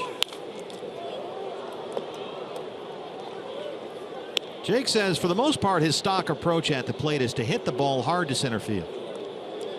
What he doesn't want is to get too right side of the field or too left side of the field. What he's trying to do, he says, every time is essentially line out to the center fielder. Now he's not trying to make an out, but the point that he really wants is he wants to hit a low line drive out to center someplace. Seems to make a lot of sense. If you're a little early, you still keep the ball fair to right field. If you're a little tardy, you should be able to keep it fair to left field. Ooh, good cut that time. And if he's doing that, and if he's a little late on the fastball, then hopefully, he says, he'll hit it over the head of the shortstop, and that's into the gap, and off you go. Or if he's a little early, it's in the gap in right center field.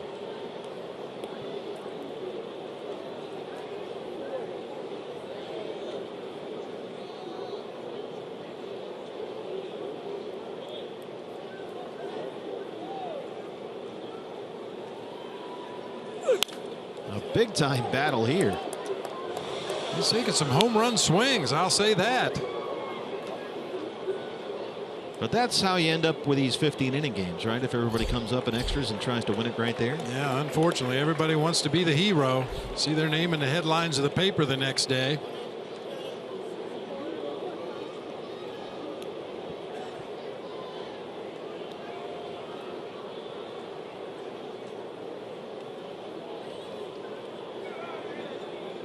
Another 1-2 pitch. He did not go, Sam Holbrook. It's 2 balls and 2 strikes on Jake Lamb.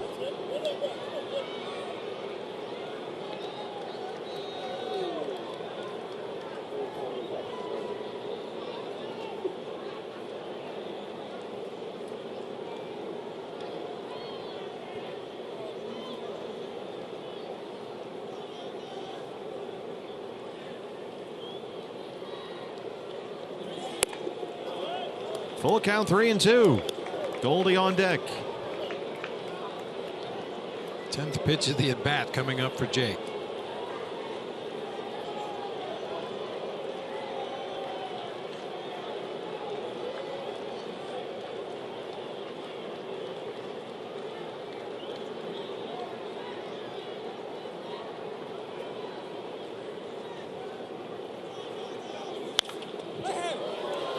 It's in the seats.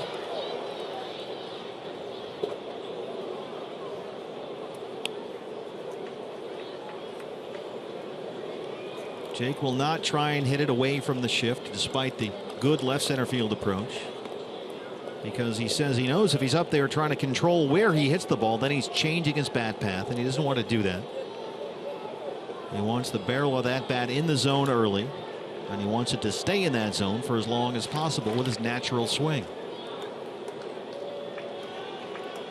So we'll see what he gets right here on 3-2.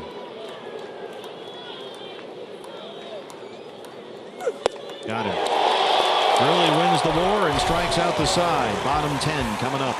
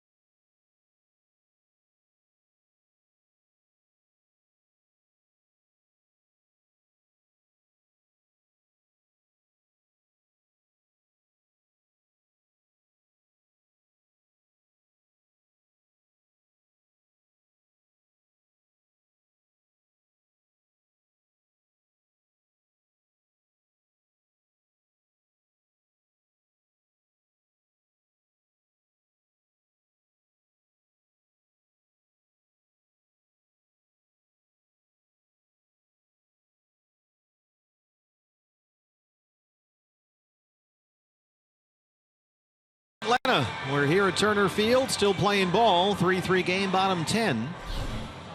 Diamondbacks, as soon as this game is over, are on a plane to Colorado for 3 against the Rockies starting tomorrow.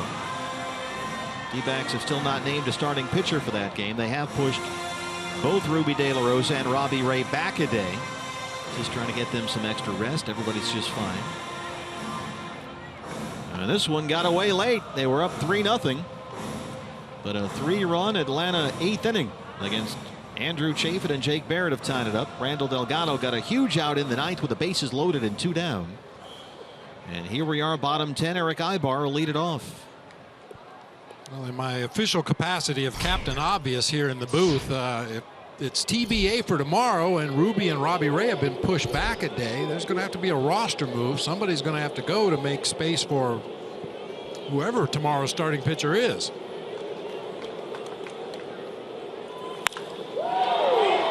In the air, right field, Peralta.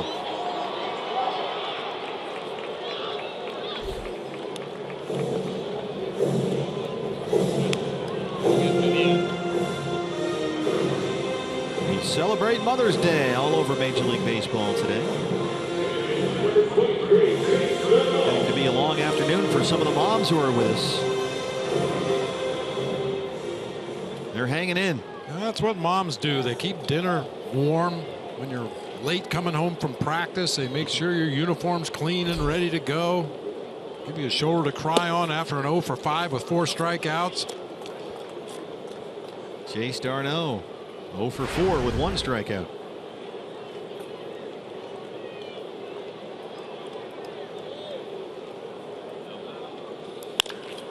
Out the middle and into center, a base hit. He's the winning run with 1 out.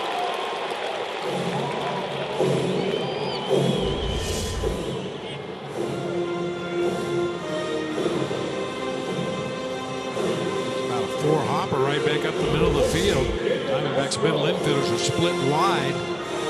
Each guy a step or 2 toward the hole on his side of the field, and Darno split him perfectly. Daniel Castro singled in the 5th. He's 1 for 4.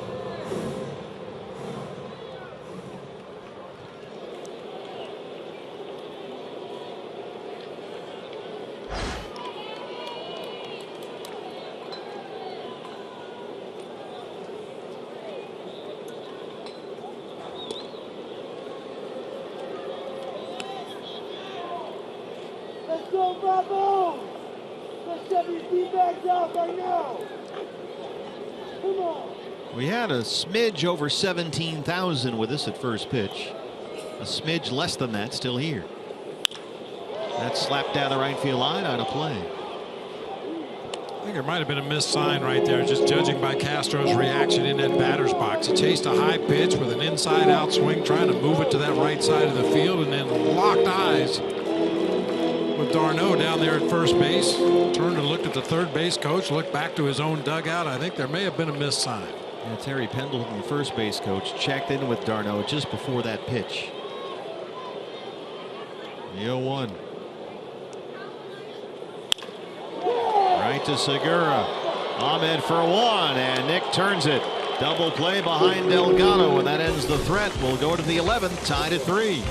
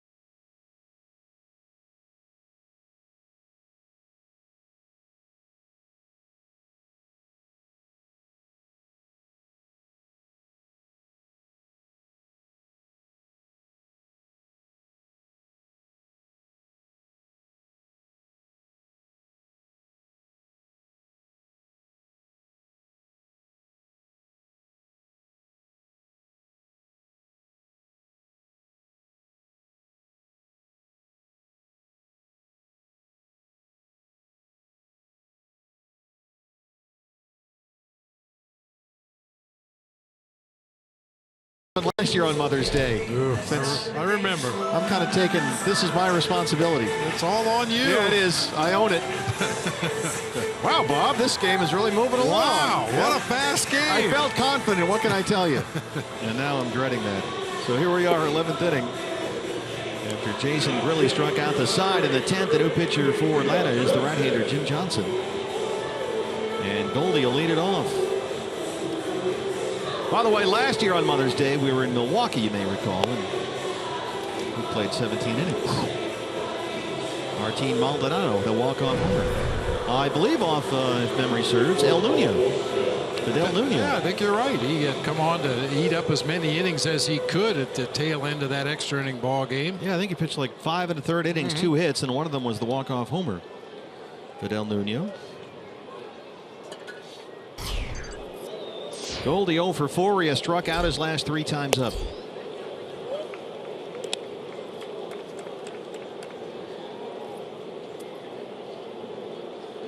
And Paul right now is 6 for his last 40 at the plate. 1-1.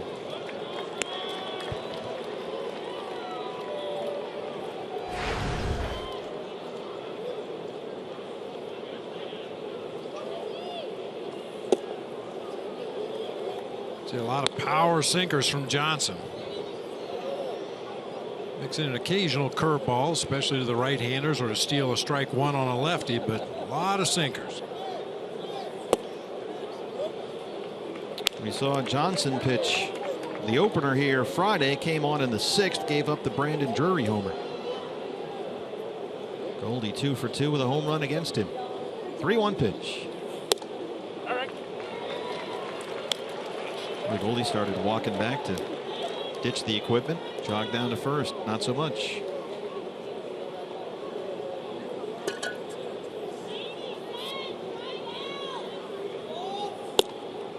And there's another walk for the major league leader. Leadoff man aboard for the Diamondbacks. And here's David Peralta. First walk to a D-backs hitter today.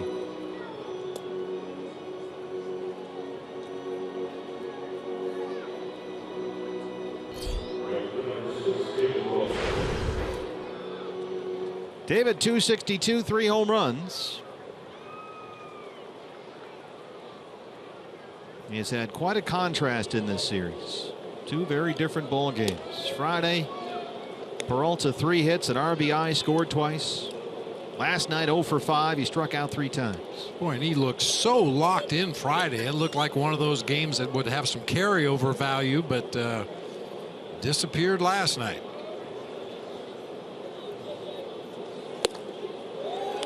And he's got that pink sleeve on the arm that's been troubling him.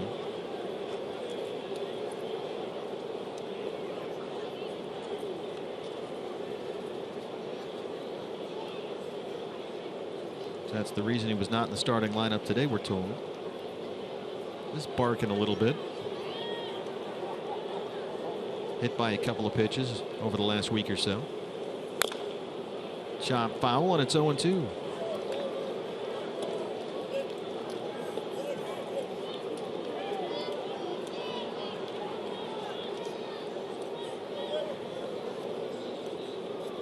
It's a count where a lot of pitchers try to throw a chase pitch, something out of the zone, maybe in the dirt.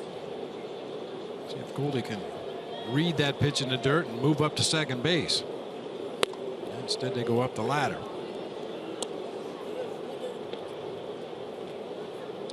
Mentioned that throughout this series, A.J. Pierzynski does not throw well at all behind the plate. Goldie has stolen a base in every game in this series so far.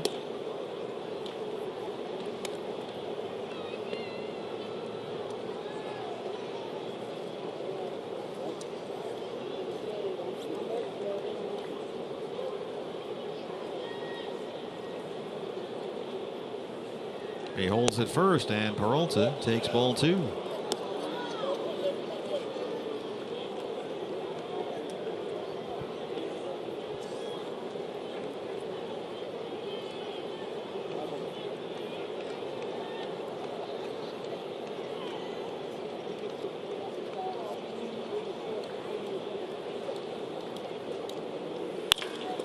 That's a bouncer to second.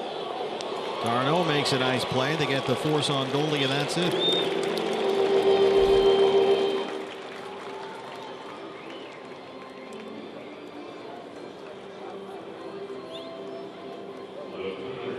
A tumbling slide into second base that time by Goldie.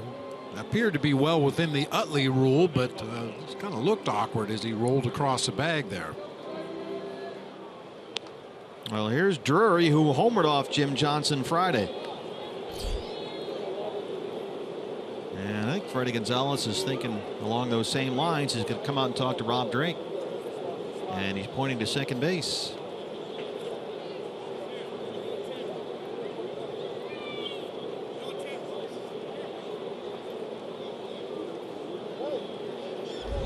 It looked like Goldie was well within reach of the bag out there at second.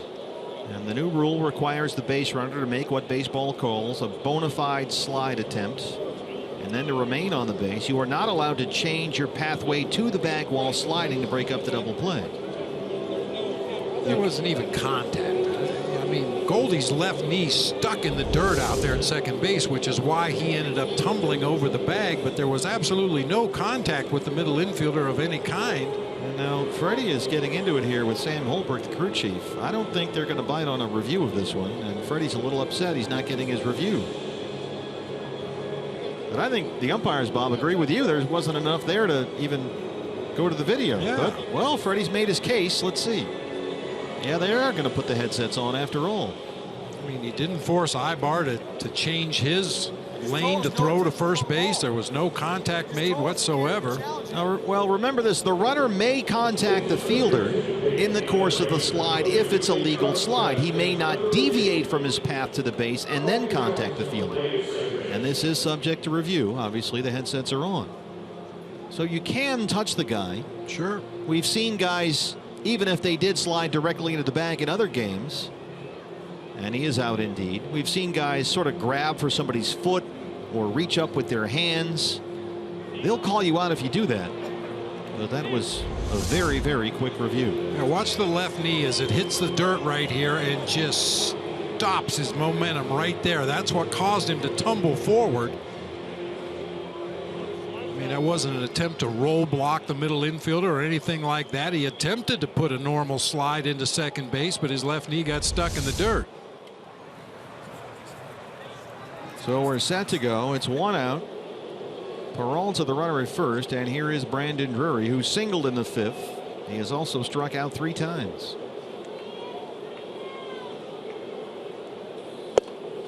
Strike one.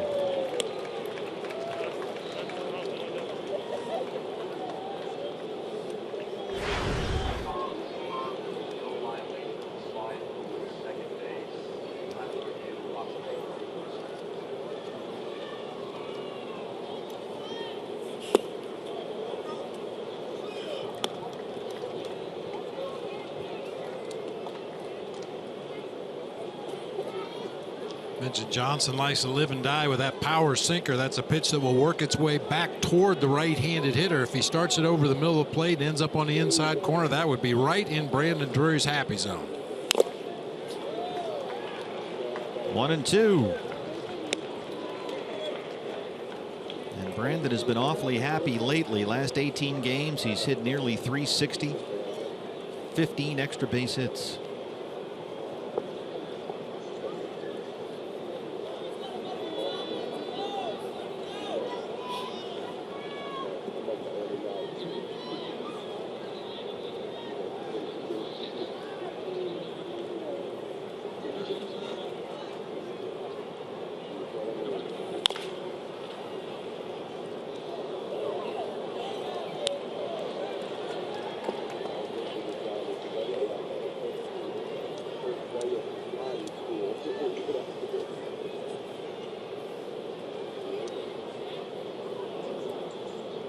This is the D-backs' 4th extra inning game at Turner Field. So far, Arizona 1-2 of those extra inning games here.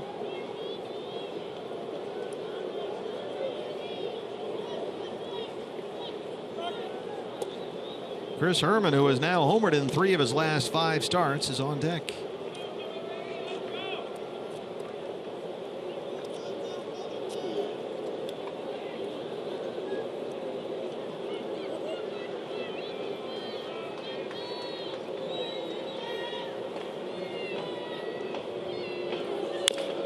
Out in front, but he just did get a piece.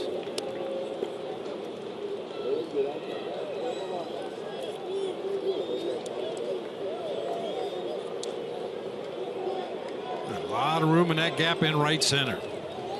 Get that freight train on the tracks over there at first base.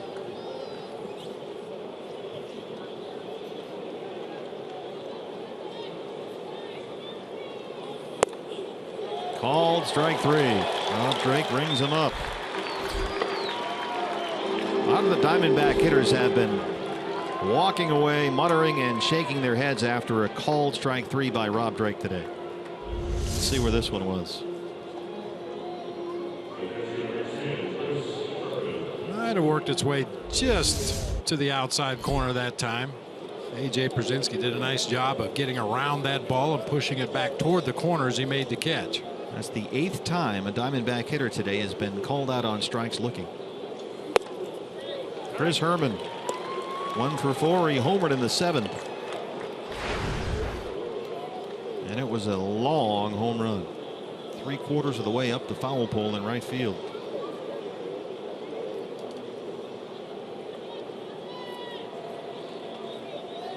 Peralta takes off. The throw from Pierzynski is offline.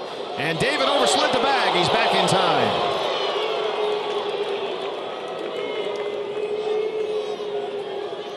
The pitch was a strike to Herman, so it's 0-2. And it looks like Ibar, the shortstop, a little shaken up on that one. Pretty good jump by David over there. AJ's throw sails high and wide out there at second base, and in the attempt to get the tag back on Peralta after he slid back past the bag, Ibar jams that left hand into the dirt. Tough to see the bag for Corey Blazer down there. So Peralta in scoring position with 2 outs, but it's an 0-2 count on Herman.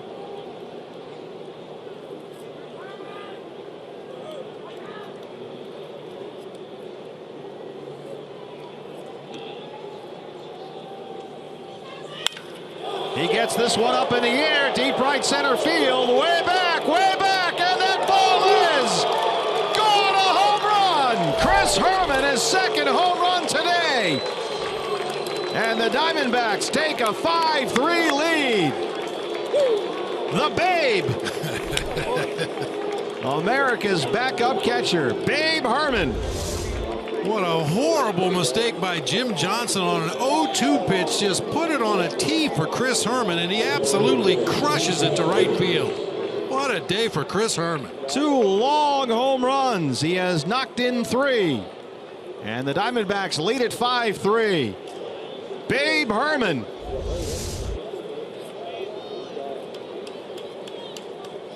There's Chris Owings. Man, that is the last thing in the world you expect as a hitter, is a pitch right down the middle of the plate on an 0-2 count. I mean, at that point, Chris Herman is just up there battling, trying to keep the at-bat going, hope that Jim Johnson makes a mistake, and he did it on the 0-2 pitch. His 2nd home run today. Numbers 3 and 4 on the year. 3-0 on Chris Owings now. And you know what that means? Yeah. Tacos. You're a little slow on the draw that time. Well, it's extra innings. Extra innings. 3-1. I could use some tacos right about now. You're not the only one.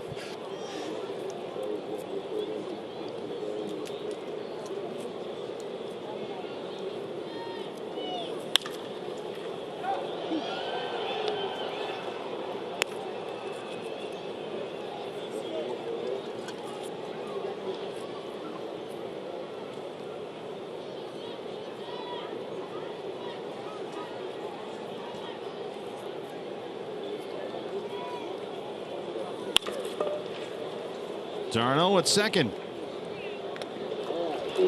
We'll go to the bottom of the 11th inning. Chris Babe Herman, a solo homer in the 7th, and a 2-run, 2-out homer in the 11th, and he's made it 5-3 Diamondbacks.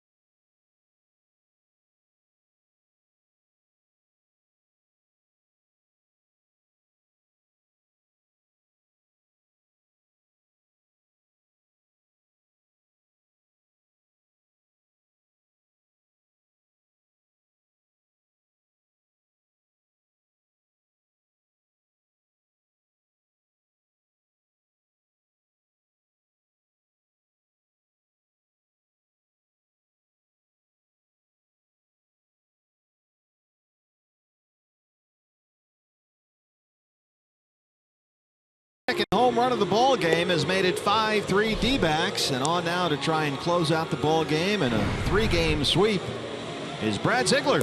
6 saves on the season, and he comes into tonight having worked scoreless baseball in 11 of his last 13 appearances. 34 consecutive saves, a Diamondbacks record, and the longest active streak in the major leagues. How about Babe Herman? Wow. Last 5 starts for Chris Herman, 4 homers and 10 RBIs. How about the D-backs catching tandem rather? 11 home runs and 27 driven in between Wellington Castillo and Chris Herman. That'll get it done. Now Brad Ziegler's got to get it done. A.J. Przinsky in the 9-hole here will lead off the Atlanta 11.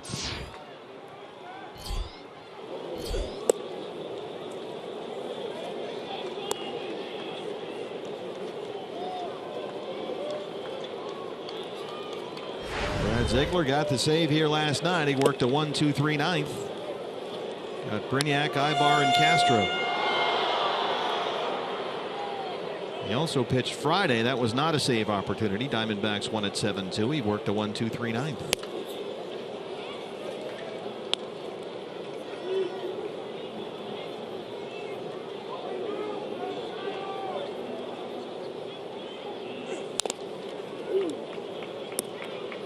Two and two.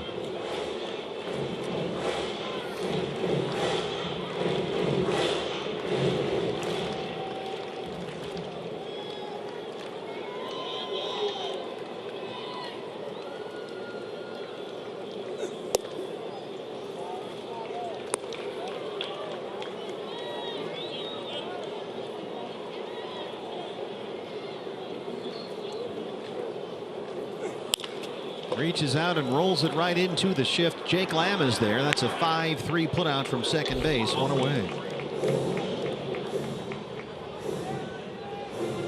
And the order rolls around now. Here's the top of the lineup for Atlanta. Nick Markakis, who's had a good day here. 3 hits, all singles. He scored a run in that 3-run Atlanta 8th.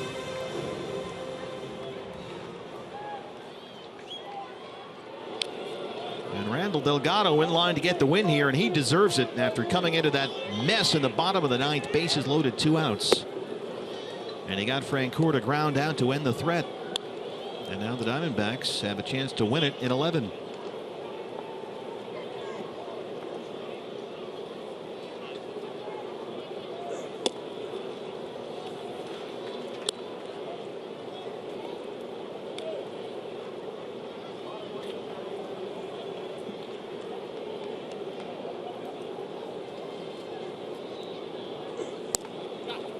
Reno now on Markakis. Inciarte on deck. A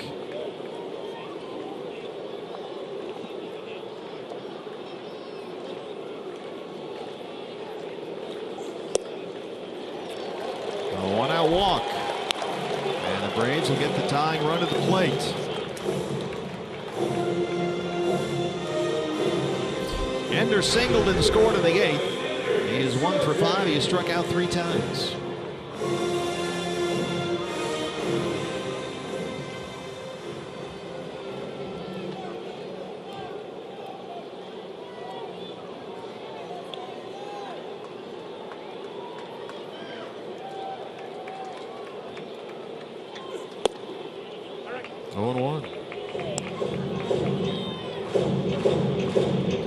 Cup of Coffee with David Peralta premieres as soon as this game ends on Fox Sports Arizona. Scheduled to run again later tonight at 10 o'clock.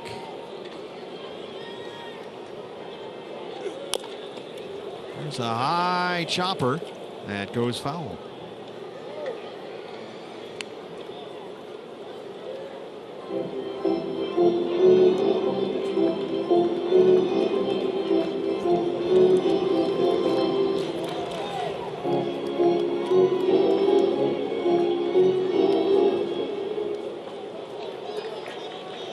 Inciarte already with a hat trick in this game. He's punched out 3 times. He singled and scored back in the 8th inning, and also lined out to third base in the 3rd.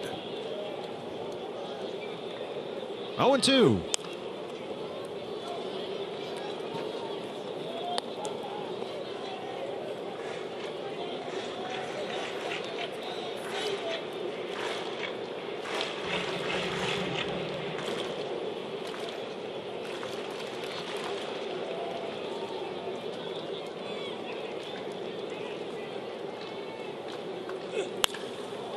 Carves it out the other way to Drury in left field. 2 outs.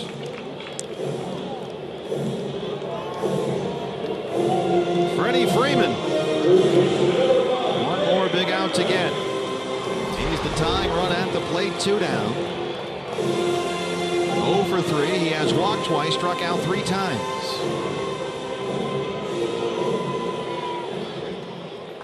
A 15-game hitting streak against the Diamondbacks, but hitless so far today.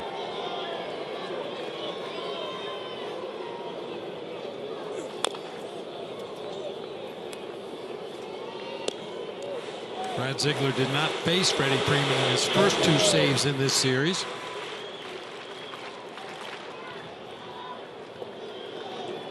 Shift is on against Freeman. Lamb behind the second base umpire. Segura out in the outfield grass. That one misses away, and it's 1-1.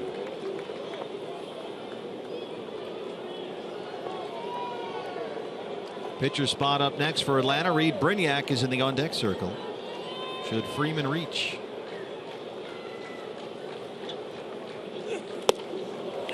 Big cut at that one, 1-2. Nice change up that time. It's amazing how far that pitch has come for Brad Ziegler. Especially against teams that aren't in the National League West. When you only see Brad Ziegler maybe 1 at bat every couple of years, and all of a sudden he's got a straight changeup that you have never seen before. A strike away. Up the middle. Nick Ahmed. How else should this series end? Nick Ahmed comes up with a tremendous play. The Diamondbacks get the extra innings win 5-3, and they sweep the 3-game set here at Turner Field. Their first sweep here in 10 years. Smiles all around. Big tip of the cap to Chris Herman, the Babe today. Big 2-homer game.